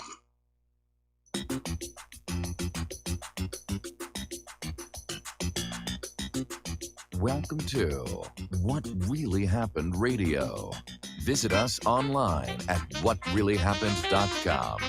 And now, set your eyes on the future and let's consider what really happened. And aloha, America. Welcome back to our show here, and we're going to go right back to the phones to Terry in California. Aloha, Terry. Welcome to the show. What's on your mind? Hey, Mike, I heard your comment about a Soviet Union-style collapse, and, I was been thinking the same thing, but I'm starting to look at it a little bit differently. I'm looking at it from a Soviet-style revolution. In other words, you take the Bolsheviks and, you see the pictures of Marx, Lenin, and Trotsky. I'm starting to see Abrams, Bolton, and Kushner. And I'm starting to look at Venezuela and Iraq as Czechoslovakia and Romania. Yes. And from that standpoint, it's not very promising on our future. Instead of, these three people I mentioned, Abrams, Bolton, and Kushner, are already in, they don't have to take anybody to the basement and shoot them. They're already there. They just have to pull a little coup in the government. And, the Soviets couldn't hang on. The Bolsheviks couldn't hang on to Russia. That's why they're bad guys over there. But they got an inroad to this country now. So I just wanted to get your take on my view. Well, there's no question that a lot of the Democrats are, avowed socialists, and socialism was, of course, the foundation for communism. And we're seeing the country as a whole, the government as a whole, just drowning us all in more and more regulation, which was also a hallmark of the former Soviet Union. I don't want to see a communist/Soviet revolution in this country. I want us to go back to being a constitutional republic with a limited government. But I'm looking at all this infighting and this factionalism. And to me, it does look like we're heading for a collapse, and it could be triggered by the economy. We're overextended in all these, the military. And I do really think that this country doesn't have far to go, or this government doesn't have far to go. This country will be just fine. Well, I think so. But, you look at, if they get a hold of Venezuela, they could keep it going here. And just look at all the transition between freedom and what we can say and what we can't say, and all the spying on us. It kind of reminds me of the early Soviets, when they took over Russia. I'm not seeing it quite the same way that you are. And, who knows what the future is going to bring? As Yoda said, always in motion is the future. Little short guy, funny ears. And what we could see is some kind of a totalitarian regime arise out of the ruins of a collapsed federal government, and that's something we all have to be on guard against.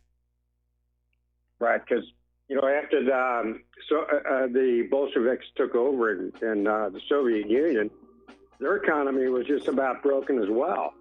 Oh, they were in terrible, terrible shape over there. And that was continuing from under the reign of Tsar Nicholas II. Anyway, Terry, got to let you go. Got to take a break for station identification. We will be right back.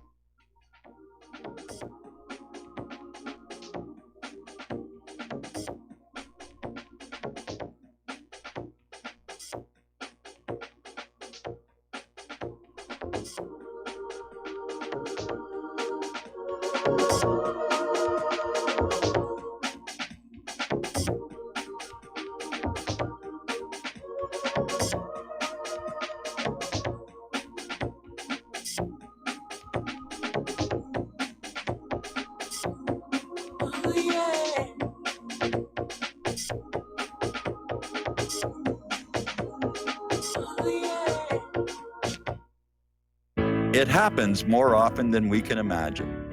In my case, I was sitting at home, and out of nowhere, I just started feeling uncomfortable. Then it got worse, and I started perspiring. I tried to ignore it, but I waited too long. The chest pain came as we were driving to the hospital emergency. I felt my life clock begin to tick. I barely survived. There was lots of damage done to my heart. What do I do now? I was lucky. I took a leap of faith and tried a 7-herb formula with hawthorn, garlic, cayenne, and more called Extendivite. Herbs have been used for thousands of years to keep us healthy. If you're not using Extendivite as a preventative supplement, maybe it's time to start. To order, call 1-877-928-8822 or visit heartdrop.com. Extend your life with Extendovite. You're listening to Republic Broadcasting Network because you can handle the truth.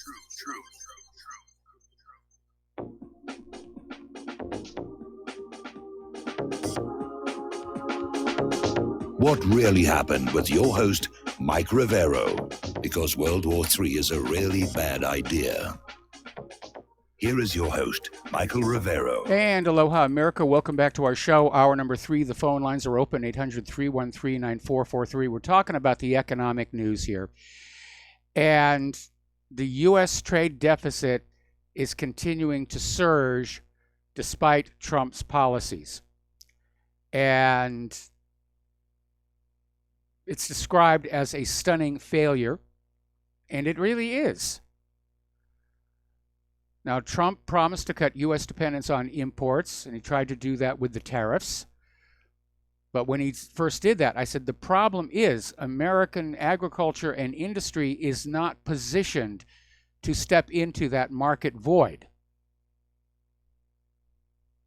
And that seems to be exactly what's happened. So Americans are still buying from China. They're paying those tariffs. It's a huge amount of money. It's putting more pressure on the American people.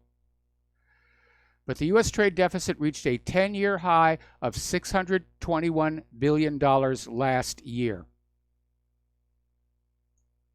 So, not good. All right, we have a caller on the line. Patrick in California. Aloha. Welcome to the show. What's on your mind? Good afternoon, Mike. I enjoy the show, but I would just like to get something straightened out here. You seem to be talking doublespeak when it comes to Donald Trump.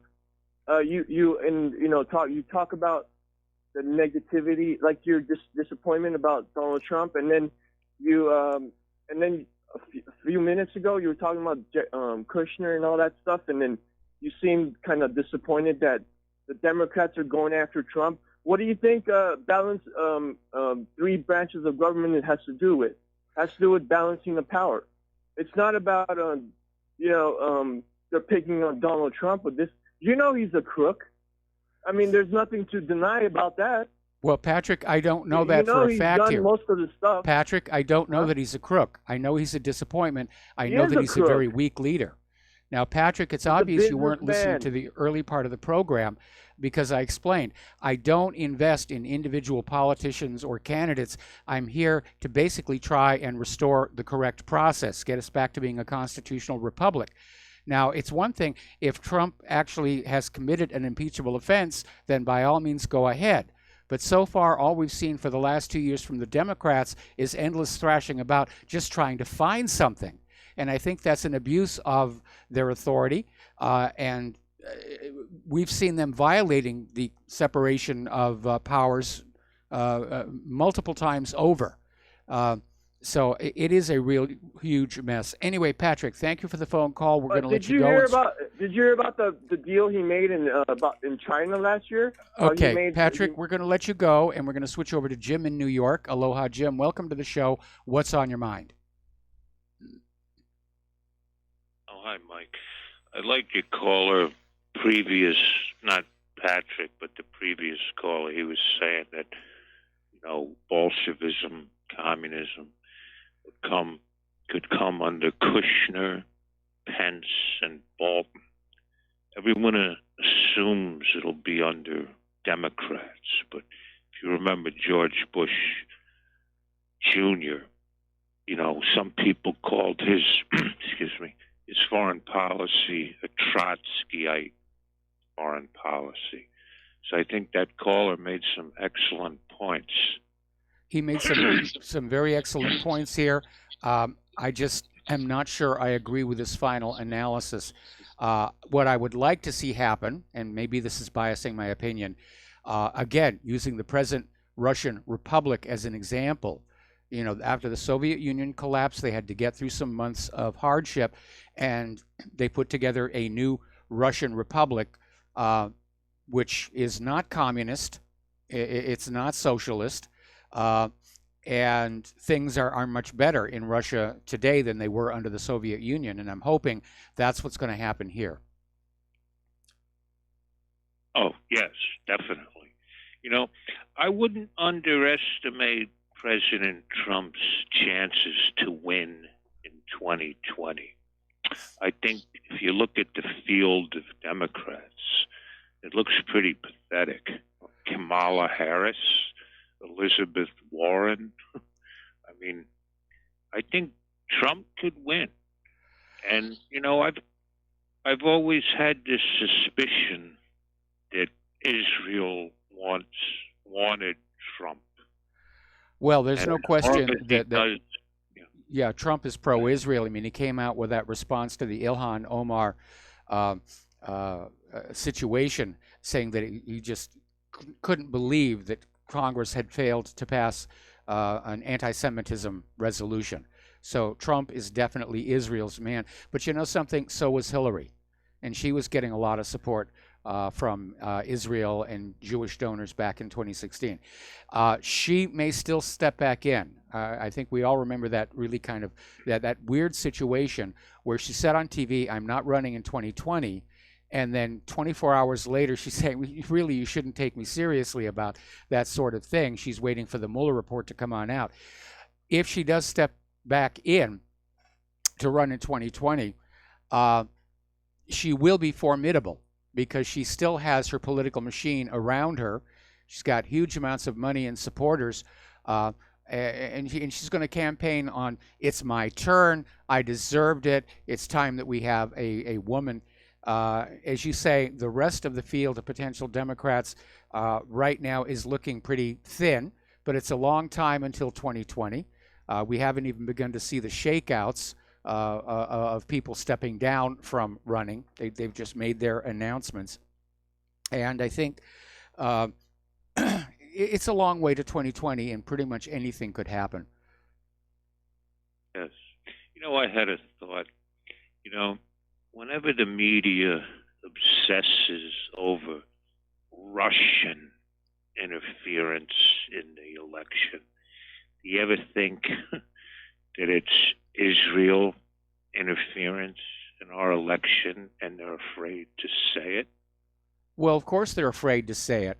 You know, I mean, again, look at the reaction to Ilhan Omar's comment about members of the United States Congress accepting all this money from an organization that clearly serves the interests of a foreign government. And by the way, for those of you who are paying attention, AIPAC has never been required to register as an agent of a foreign government, even though that's exactly what they are. Yes, yes. That Omar, I have to say, I hope she sticks to her guns. Kind of sad you have 500 mostly, quote, Christian representatives, and none dare mention AIPAC. And as they say, the truth shall set you free. And it took a Muslim woman yes. to bring up the truth. It's pretty pathetic. Yeah, it is. Now, as far as the makeup of Congress, there are a lot of Jewish members of Congress, by the way. It's not just Christians and one Muslim. It's a little more complex than that. But it's I would say at least 70% so-called Christian representatives. I think that's all about I right. wanted to say. Thank you, Michael. All right, thanks an awful lot. We're going to let you go. The phone lines are open again. We're going to do a shout out now to our on-air affiliates who are just now rejoining our network. We're talking about the economic news here. And over in Ohio, General Motors has closed their plant near Youngstown. And that factory has been there for 50 years producing cars and other vehicles during wartime. And this is going to eliminate 1,700 hourly positions by the end of this month. And GM announced late last year that Lordstown, along with 3 plants in the U.S. and 1 in Canada, would close by early next year. And apparently these factories were tooled up to make the Cruze, spelled C-R-U-Z-E. It's a popular, well-reviewed compact car. It was made in Lordstown since 2011. And they're saying it's become a victim of consumer tastes as car buyers in an era of inexpensive gasoline have shown a strong preference for trucks, SUVs, and crossover-type vehicles, all of which produce far bigger profits than sedans for General Motors. Well, I'm not sure about that. First of all, when war comes, the price of gasoline is going to go right through the roof. And yes, it's consumer demand, and it's keeping up with the Joneses. And Claire and I have noticed that here in Hawaii. Now, because we're islands and everything is crowded and tight, the road lanes, the highway lanes, the parking spaces, they're striped very, very narrow. We're driving this little tiny compact car, and I'm still having to sort of aim carefully to make sure I'm inside the lines on both sides. And usually on either side of us, there'll be these giant pickup trucks. They're all shiny and chrome and stickers on the back. And you look in the load bed and you can see they're still showroom new. They're not being used as pickup trucks. It's just somebody said, I want to drive a pickup truck. And that's what I'm going to do here. The other part of it, of course, is people aren't buying new cars the way they did. They're hanging on to their old cars. There's a lot of talk over in the right to repair movement about including cars in their agenda. So far, it's been computers, TVs, household appliances. But yeah, when I was a kid, cars were built so that their owners could do minor repairs on them. I remember rebuilding entire engines. I didn't like it, but I did it. Today, you can't. You've got to have that little tiny computer that plugs in that will tell you what the car is thinking. Anyway, another story coming on out about the retail apocalypse. It is getting worse, and a lot of stores are on death watch. This is coming out of money.com, and just in a single 24-hour period last week, Gap, JCPenney, and Victoria's Secret announced they would be closing more than 300 stores combined. And these announced closings came soon after retail companies made the difficult decisions to shut down all Payless, Shoe Source, and Gymboree stores throughout the U.S. And of course, it's in the middle of Sears' attempt to survive. Now, Sears closed out last year by filing for bankruptcy and closing roughly 140 Sears and Kmart stores. And we have iconic brands are disappearing from our economic landscape, like Toys R Us and Bon-Ton. Anyway. Family Dollar is going to close nearly 400 of their stores, actually 390. This is a chain that courts low-income shoppers with an array of items sold for under $10 at its more than 8,000 stores. It's owned by Dollar Tree, which operates a chain of 7,000 other stores in suburban areas. And Dollar Tree stores cater to customers who make more than Family Dollar stores do, but all of their products sell for only $1. And those stores can sometimes be fun, because sometimes they have some really cool things to try and lure people in. And what the heck, it's only $1. But Dollar Tree bought Family Dollar in 2015 for $8.5 billion, and the combined company hoped that by joining forces, it could grow its customer base, reduce costs, and fend off the bigger retailers like Dollar General and Walmart. Now, Walmart is definitely not a dollar store. Charlotte Russe is going to liquidate and close all of their stores. They filed for bankruptcy protection a month ago, and at that time they announced plans to close only 94 of its 512 stores. But apparently, liquidator SB360 Capital Partners won the auction at bankruptcy court for Charlotte Russe's $160 million worth of inventory and other assets. And apparently the plan to shut it all down was approved by the bankruptcy court in Delaware just yesterday. So, another story, this one out of Zero Hedge. The U.S. economy is teetering on the brink of a new recession. That's just the hard reality. The indicators are all there. And U.S. debt levels are exploding. I mean, we can all see the U.S. economy has dramatically slowed down. You can see it with all the empty storefronts. And people are in debt. They're trying to get through the hard times with their credit cards. Right now, there are 37 million credit card accounts in the U.S. that are seriously delinquent right now. And you should be doing the best that you can do to get out of any debt that you have. You know, just forego the vacations, forego eating out, just slap as much as you can on those credit card bills and that car loan and that mortgage. And just get your debt down. Because it's going to get very ugly out there. And apparently, construction spending is now skidding. Non-residential construction stagnates. So bad news over in the construction sector. The news is really all bad. There's nothing coming. Unless you're working for a defense contractor, and then times are very, very good. Australia has fallen into recession. Nigeria is slipping the way of Venezuela. And speaking of Venezuela, they've had a little bit of an embarrassment. Their state-owned oil company, PDVSA, has declared a maritime emergency after a German company operating a portion of its tanker fleet said it needed to return 10 vessels because of unpaid fees. And this is bad timing because, according to Reuters, PDVSA needs as many as 160 people, including tanker captains, machinists, and operators, to bring the ships back that Germany Bernhard Schult Ship Management is returning. But PDVSA does not have those crews. And unfortunately, PDVSA, they're sinking into debt. Last month, the German company said it would abandon 2 of the Venezuelan company's oil tankers in Portugal. Okay.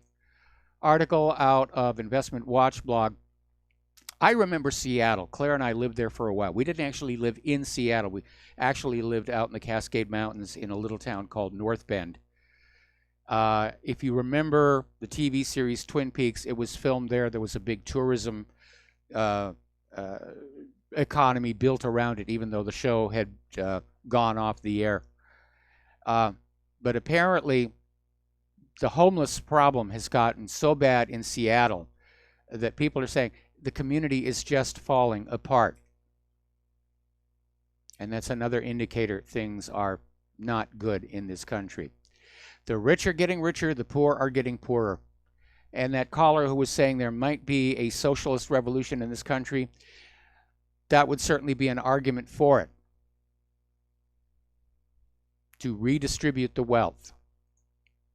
Unfortunately, most of that wealth is in, assets, large mansions, factories, things that can't be carved up and shared with ordinary Americans. So it is a mess. Bad times are coming. Getting on down to the borders, officials are saying that the Border Patrol is now strained to the breaking point. There are record-breaking numbers of large groups of people illegally crossing that southern border. And at a press conference in Washington last Tuesday, Customs and Border Protection Commissioner Kevin K. McAleenan said it's time for lawmakers to address the growing crisis. It is just not sustainable. The system is well beyond capacity and remains at the breaking point.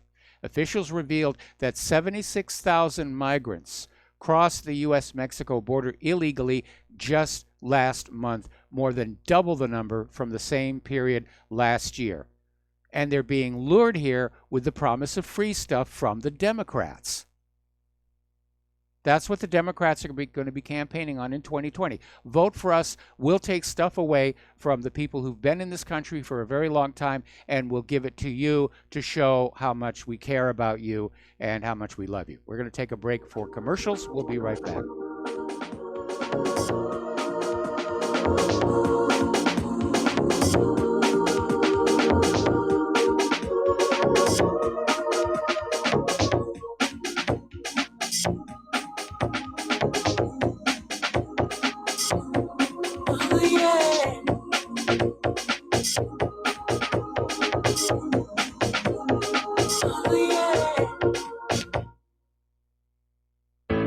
Many people write us about their experience with Extendivite. Allow me to read you some from Amazon.com.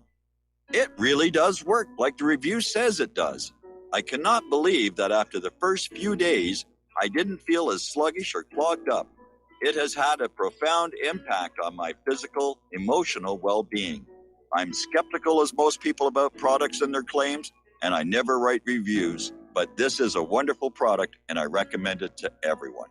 Great product. It has brought my blood pressure from the mid-150s over the 80s to the mid-130s over mid-80s, along with diet and exercise in just the past couple of months. Excellent. Thank you, David. Tell us your story. Get Extendivite today. Call 1-877-928-8822 or visit heartdrop.com.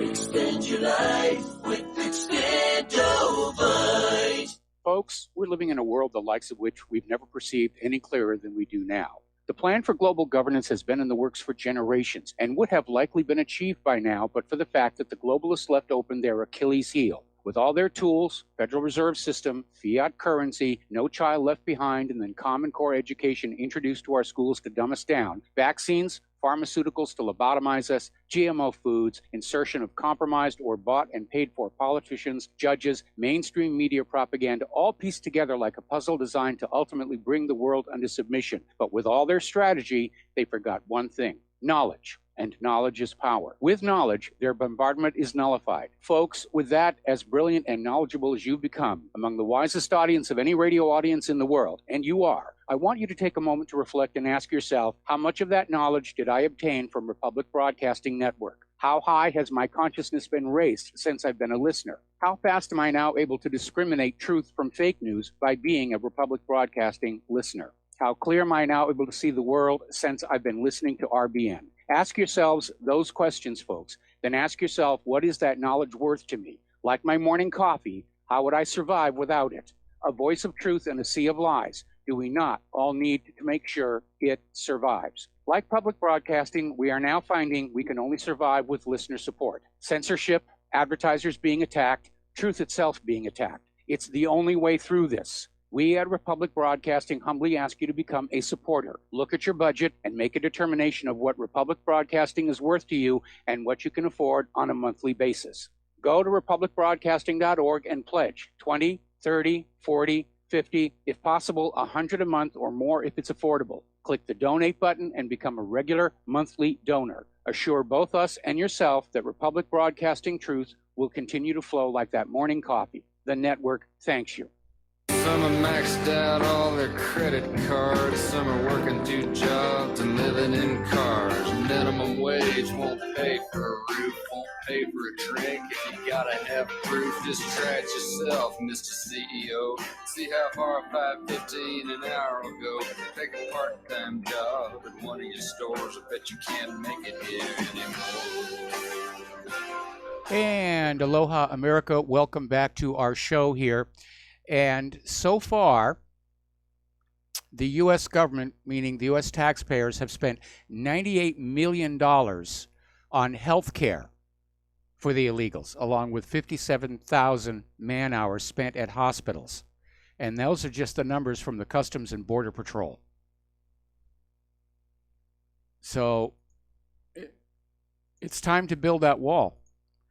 Now, apparently one of those costs are about to go up here because the Department of Homeland Security secretary has revealed that every migrant girl over the age of 10 gets a pregnancy test because apparently there is so much rape going on at the southern U.S. border. This is coming from Kirsten Nielsen. And she's talking about, the increase in violence at ICE. And she's saying it's not a safe journey. Well, it really isn't. But whose fault is that? It's the fault of the parents. Now, most Democrats are still in lockstep supporting unfettered, borderless immigration. But surprisingly, some are beginning to take a different view. California Senator Dianne Feinstein is now saying the reducing of the flow of undocumented migrants is a necessity for a variety of reasons, including budgetary considerations and lower crime rates here. And she's absolutely right. And Feinstein is making the exact same points Trump is making, except how Trump is wrong for doing so because he's morally bankrupt and he's bigoted here. But Feinstein said people who should be here are those who come legally. We've got to enforce our borders. The day when America can be a welfare system for Mexico is gone. Well, yes, absolutely, she's right about that. The other problem we have to deal with is that apparently MS-13 is just pouring into this country. Now, MS-13 actually did begin in the United States. Claire and I watched a documentary about them the other day, and they are extremely violent. They make the Yakuza look like choir boys. And they're into sex trafficking, child prostitution, murder, rape, armed robbery, drug trafficking, human trafficking, extortion, money laundering, prostitution, assault, kidnapping, arms trafficking. And these MS-13 gang members are coming up from El Salvador. And the gang was formed in Los Angeles in the late 70s by El Salvadorians fleeing their own country's civil war. Now, today there are an estimated 30,000 to 50,000 MS-13 gang members, having spread from Los Angeles into nearly every state in the U.S. and throughout Central and South America. And the horrific violence waged by MS-13 in El Salvador has become so bad that El Salvadorian police officers are fleeing their own country to seek asylum in the United States because they're afraid for their lives and the lives of their families. I mean, the MS-13, they're really out there. They don't come any worse than MS-13. Okay, Texas health officials report that nearly 200 people have contracted mumps in migrant detention facilities located across the state so far this fiscal year. And apparently, the Texas Department of State Health Services states that 186 people in migrant detention centers had confirmed cases of mumps. Now, they're saying the state health agency doesn't know what the vaccination status is of migrant adults and children who enter. However, all unaccompanied minors are vaccinated when they're detained. Okay, this gets us back to something else we've talked about on the show. Are the vaccines really protecting people, or are they in fact causing the diseases? And earlier this week we had this story showing that a lot of people who got the measles vaccine seem to come down with measles. And it turns out, basically, it's a reaction to the vaccine itself. Now, the good news is, this is coming out of Daily Caller, Trump has secured funding for more than half of his proposed border wall. And this will be approximately 445 miles of the total 722 miles desired by the Trump administration. I think he needs to go back to that other company who said they could build a much longer wall for a lot less money. So I don't know how the bidding worked out on that one. And now Alexandria Ocasio-Cortez claims the entire premise of a border wall is based on racism and bigotry. Well, could we apply that to Israel, which has a wall? We could apply it to the Vatican. They've got a really solid wall. I got to see that one up close. Lots of countries have border walls. Mexico has a border wall on their southern border. But the Democrats are still out there. They are desperate for illegal immigrant voters to shift the 2020 elections. And Trump and the GOP aren't doing anything about it. We need a national voter ID law right now. We're going to take another break for commercials. We'll be right back.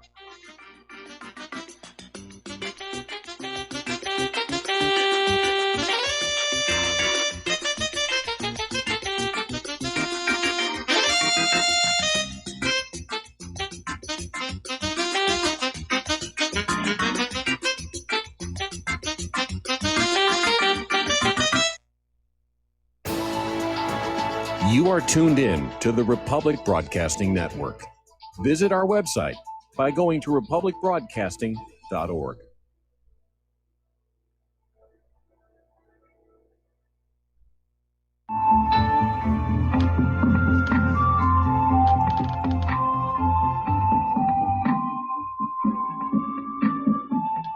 Do you know there is an ongoing war right here in America?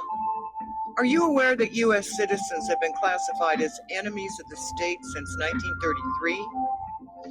Have you recognized that our entire government is really a vast network of interlocking corporations engaged in commerce? Look up Title 28, Section 3002. Tune in to In Defense of Humanity on Saturday nights at 7 p.m. Central Time. Find out what's really going on and learn how to protect yourself and your family as flesh and blood men and women living in a corporate reality.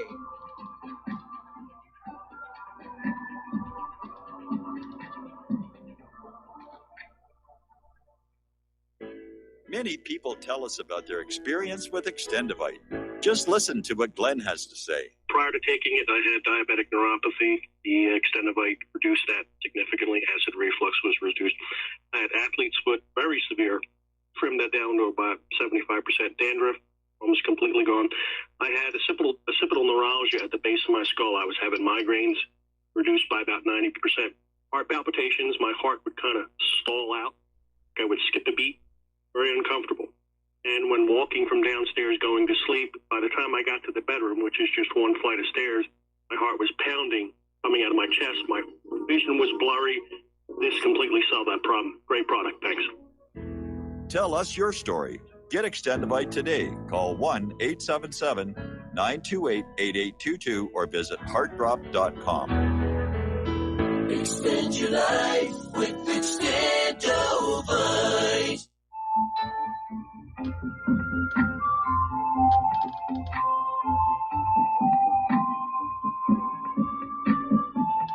Do you know there is an ongoing war right here in America? Are you aware that U.S. citizens have been classified as enemies of the state since 1933? Have you recognized that our entire government is really a vast network of interlocking corporations engaged in commerce?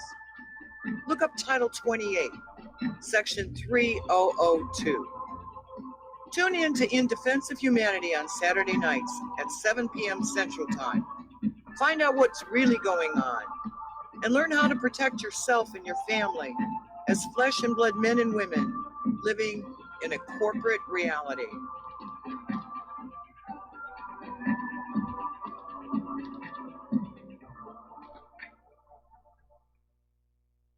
What this country is coming to, I sure would like to know. If they don't do something by and by, the rich will live and the poor will die. Doggone, I mean the panic is on. Can't get no way, can't draw no pay.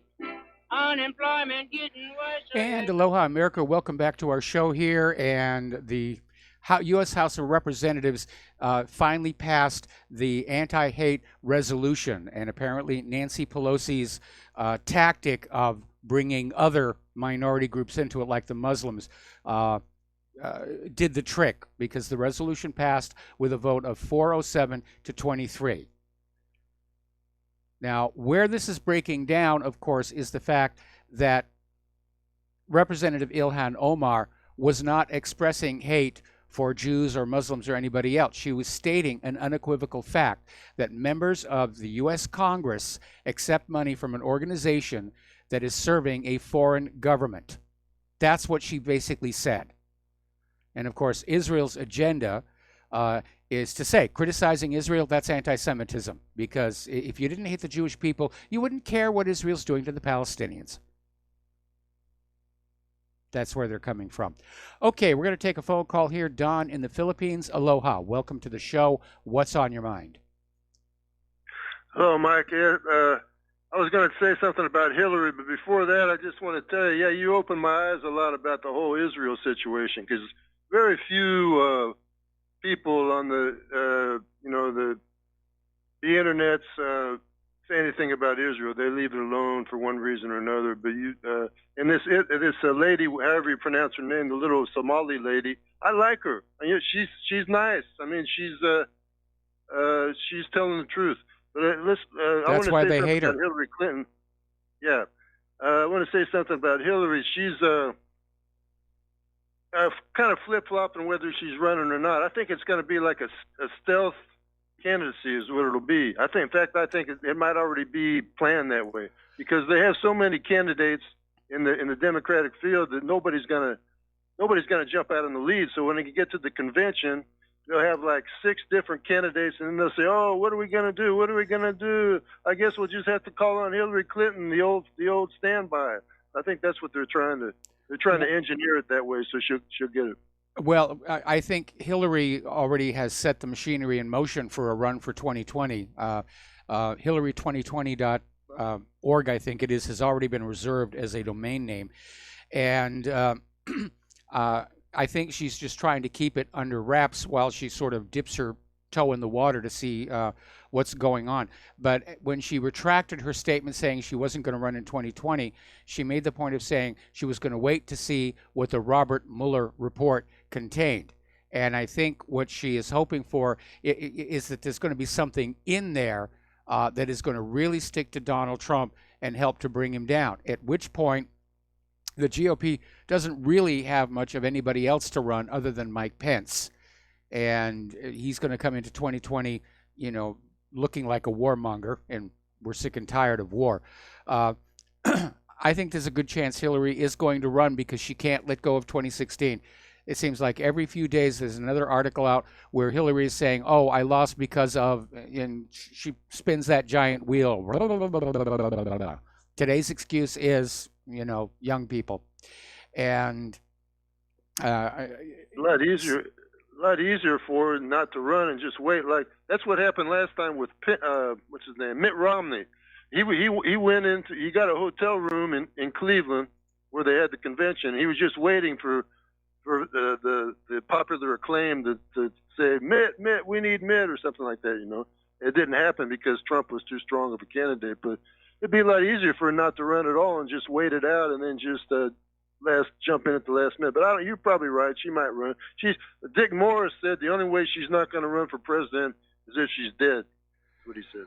Well, Dick Morris may unfortunately be right, but it was still very bizarre of her to make that statement that she wasn't running and then retract it 24 hours later, which raises the question if Hillary is suffering age-related mental deterioration, because we were seeing symptoms of it back in 2016.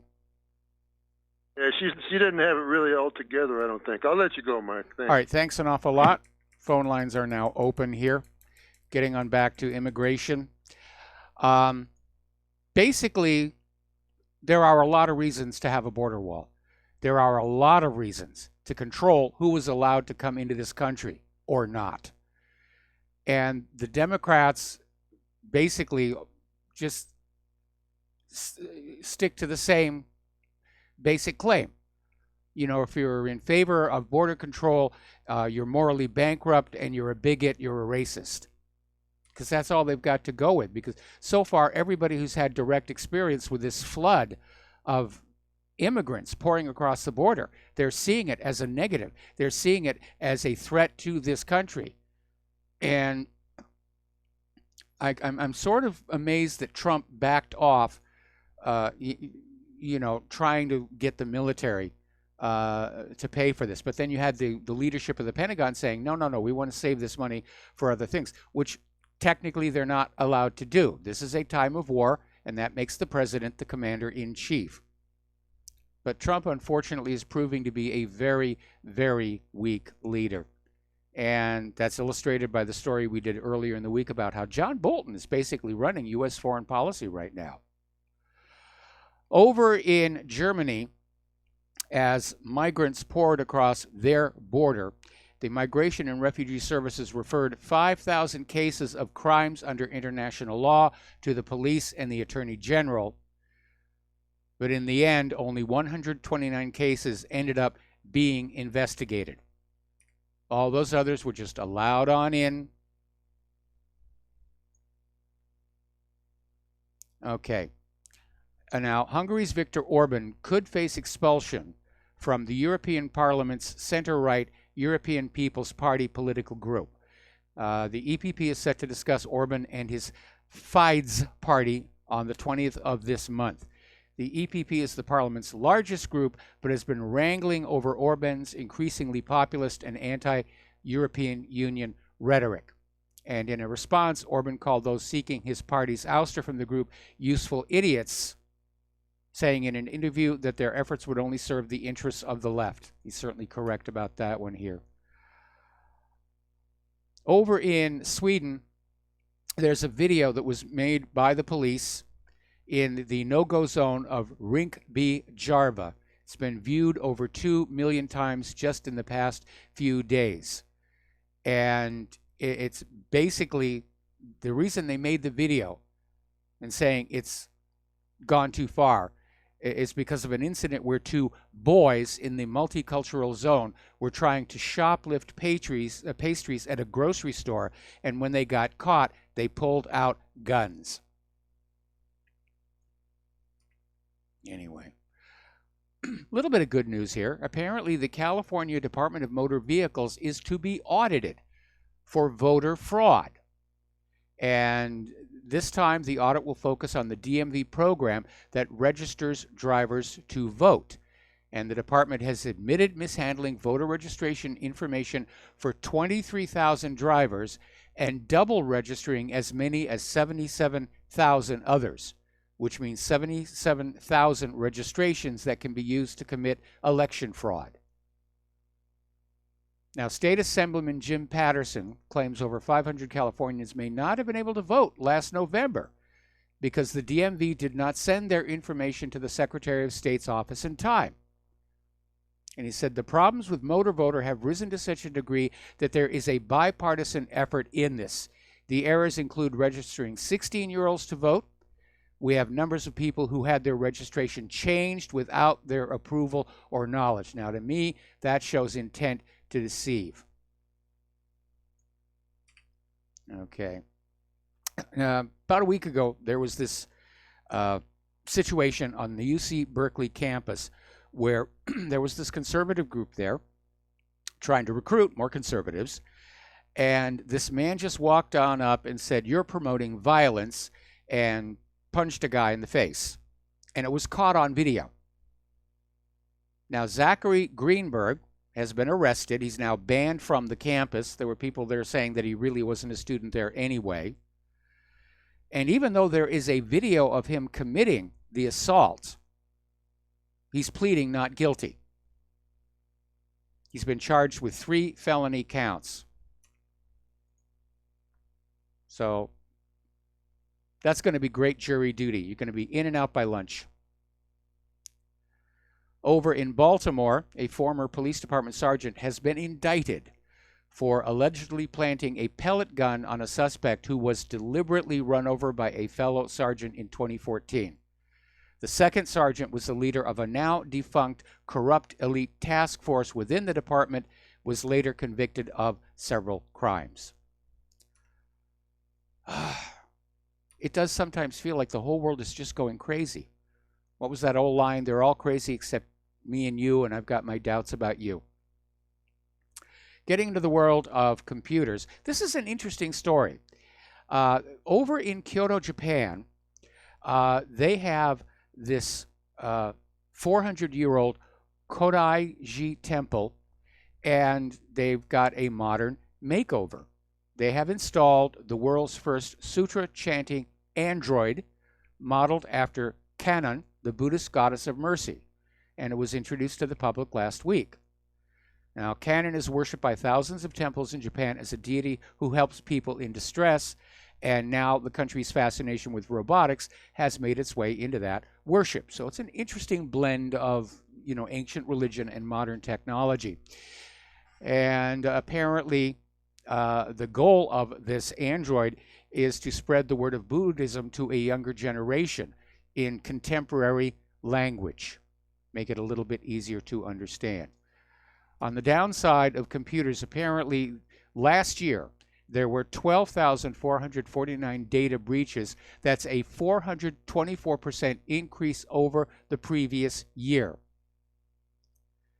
And apparently 47% of all compromised identity records having been exposed in breaches experienced by organizations from the United States and China.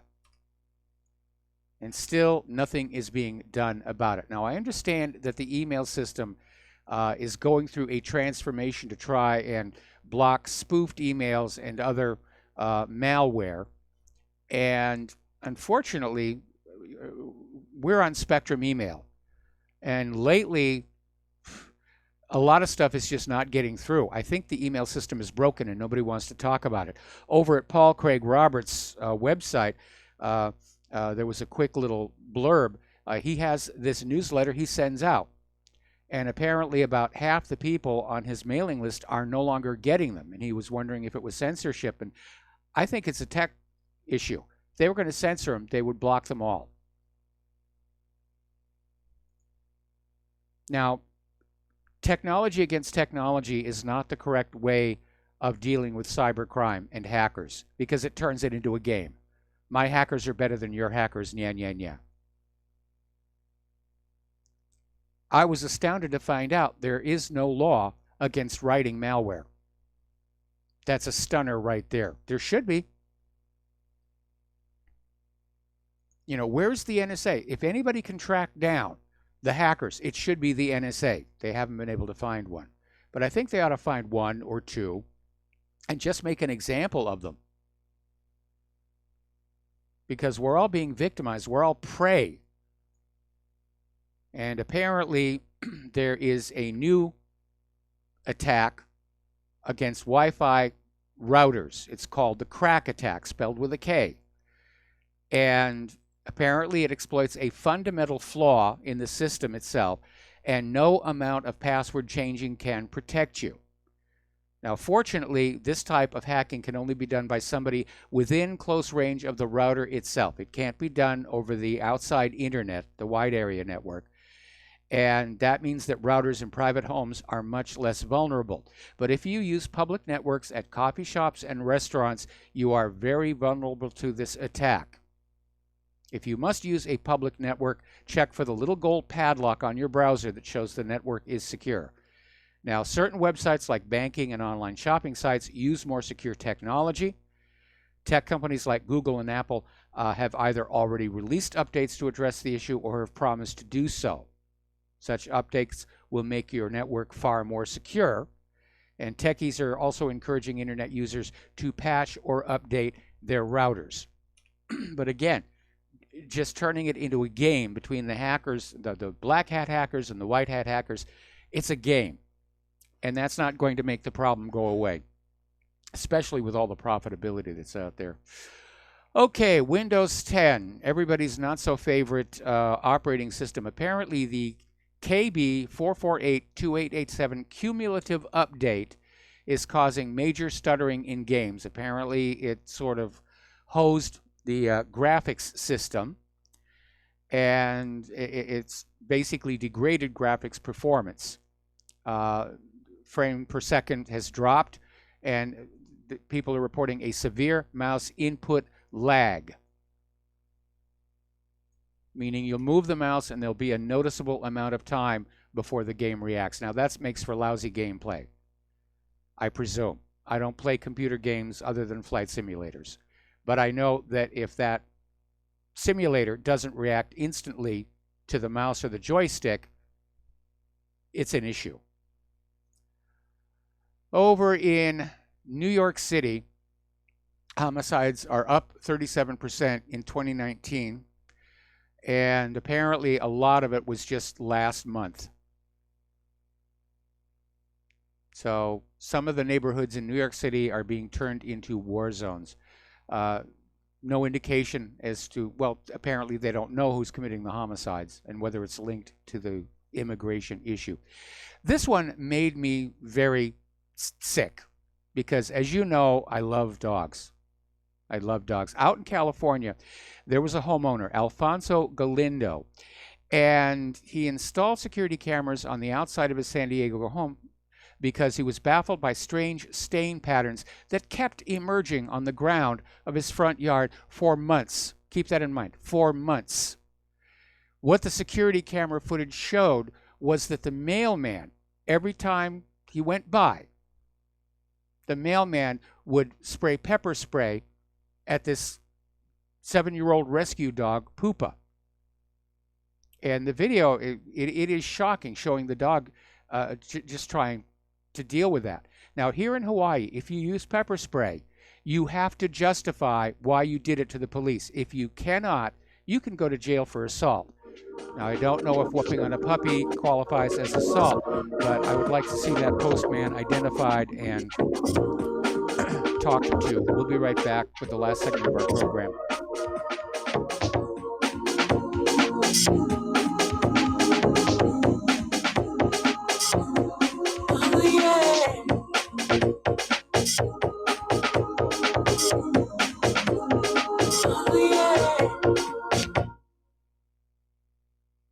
Homeowners, are you in foreclosure, expecting to be served with a foreclosure lawsuit, or suspect your lender has coerced you into an illegal mortgage transaction? A huge number of mortgages made in the last 10 years have legal issues and are possibly defective. State laws and the U.S. Supreme Court have upheld that defective mortgage documents are grounds for foreclosure defense and for counterclaims in favor of the homeowner. If your mortgage has been sold or assigned since closing the loan, it may be defective and you may be paying the wrong party, and the lender may not have standing or the right to foreclose or collect payments under the law. If you would like to know if your mortgage is legal or not, or know if you are paying the right party, we can help. Our initial consultations are free of charge. We are not attorneys. We are legal researchers and work closely with experienced lawyers who know how to help you find the evidence to help you keep your home. Call toll-free 1-855-2-KEEP-IT. That's 1-855-2-KEEP-IT today. Without the right accessories, any guy can be off the mark. Whether you've invested thousands in your arsenal or you own a single trusted firearm, a visit to AROutfitting.com is in order. It's one of the finest online selections of tactical optics and AR parts and add-ons, like EOTech, quick target acquisition with no peripheral loss. Browse the full range of Nikon scopes and binoculars. AROutfitting.com can illuminate your world with Streamlight gun-mounted lights from keychain to large handhelds up to 1,100 lumens. Find some stability with Battenfield tactical bipods. AirOutfitting.com has CMMG gun parts, barrels, assemblies, handguards, part kits, and more, plus mag-full clips and magazines. I know I've got you excited, so take a breath.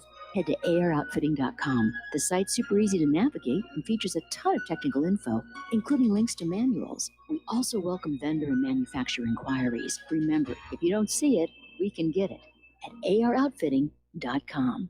Corporate media dominates the American opinion. Finding independent voices that counter this avalanche is becoming increasingly difficult. With the endless corruption running rampant throughout our government, independent voices are needed more than ever to battle the offensive against our freedoms and liberties. As a listener of RBN, no one understands this concept better than you.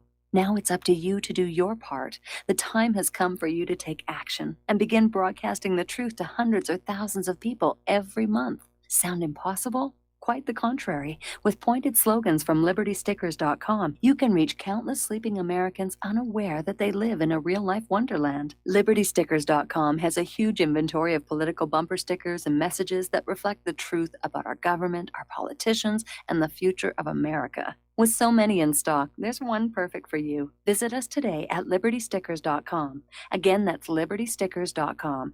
Do your part. Your voice is important. Let it be heard. When all this twisted steel was swept away, did these remaining holes reveal what's really happened?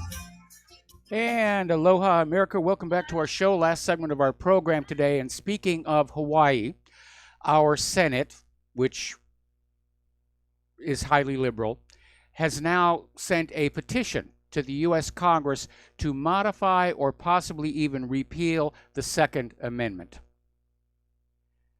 And again, we know that the Democrats, the liberals, they want everyone's guns taken away. Well, not everyone. They want to disarm the law-abiding citizens who would turn in their guns in the event of a ban or confiscation. The criminals are still going to have the guns. History has shown that over and over again. Okay, yesterday we talked about Scott Gottlieb resigning from the FDA, supposedly to spend more time with his family. And I made the comment that usually spend more time with the family means something else is going on behind the scenes.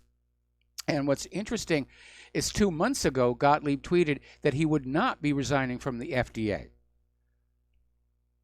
That he had big plans. Now, apparently it turns out he's the only FDA commissioner to ever work for Big Pharma prior to being nominated, and he holds investments in 20 different healthcare companies that manufacture products that he and the FDA were responsible for regulating. In other words, a massive conflict of interest, and I guess he just decided he wanted to keep his investments, and he's stepping down as head of the FDA. No replacement has been named yet here. Story out of, well, this is actually CNN. Even with measles outbreaks across the U.S., at least 20 states have proposed anti-vaccination bills. Now, this headline is a little misleading. These bills are not blocking vaccination. They're saying people should have a choice. State after state, legislators are introducing bills that make it easier for people to opt out of vaccinations, which I think that's just common sense. If we have any intrinsic rights, it's a right to our own body, what we eat, what we drink, what medicines we take, what things we avoid. Rand Paul is out there saying that we shouldn't trade our freedom for a false sense of security. And this is a comment he made about forced vaccinations. Over at Facebook, they're now being pressured to block vaccination resistors. So social media is totally co-opted. They're censoring. If you are on Facebook and you put anything up that is asking questions about vaccines, you're in trouble. Facebook will shut you down here. And again, well over half the people who've come down with measles are people who've been vaccinated.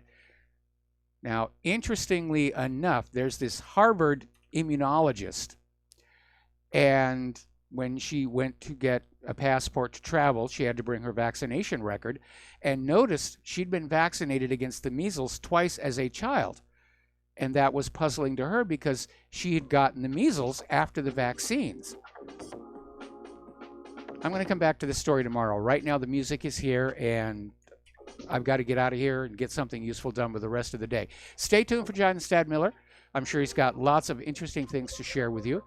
Please share what you learn here with all of your friends. Talk to them. Bring back the art of the conversation. Please donate to Republic Broadcasting. They really need all the help that you can send them. I'm being serious about this. So we'll be back tomorrow, and aloha, America.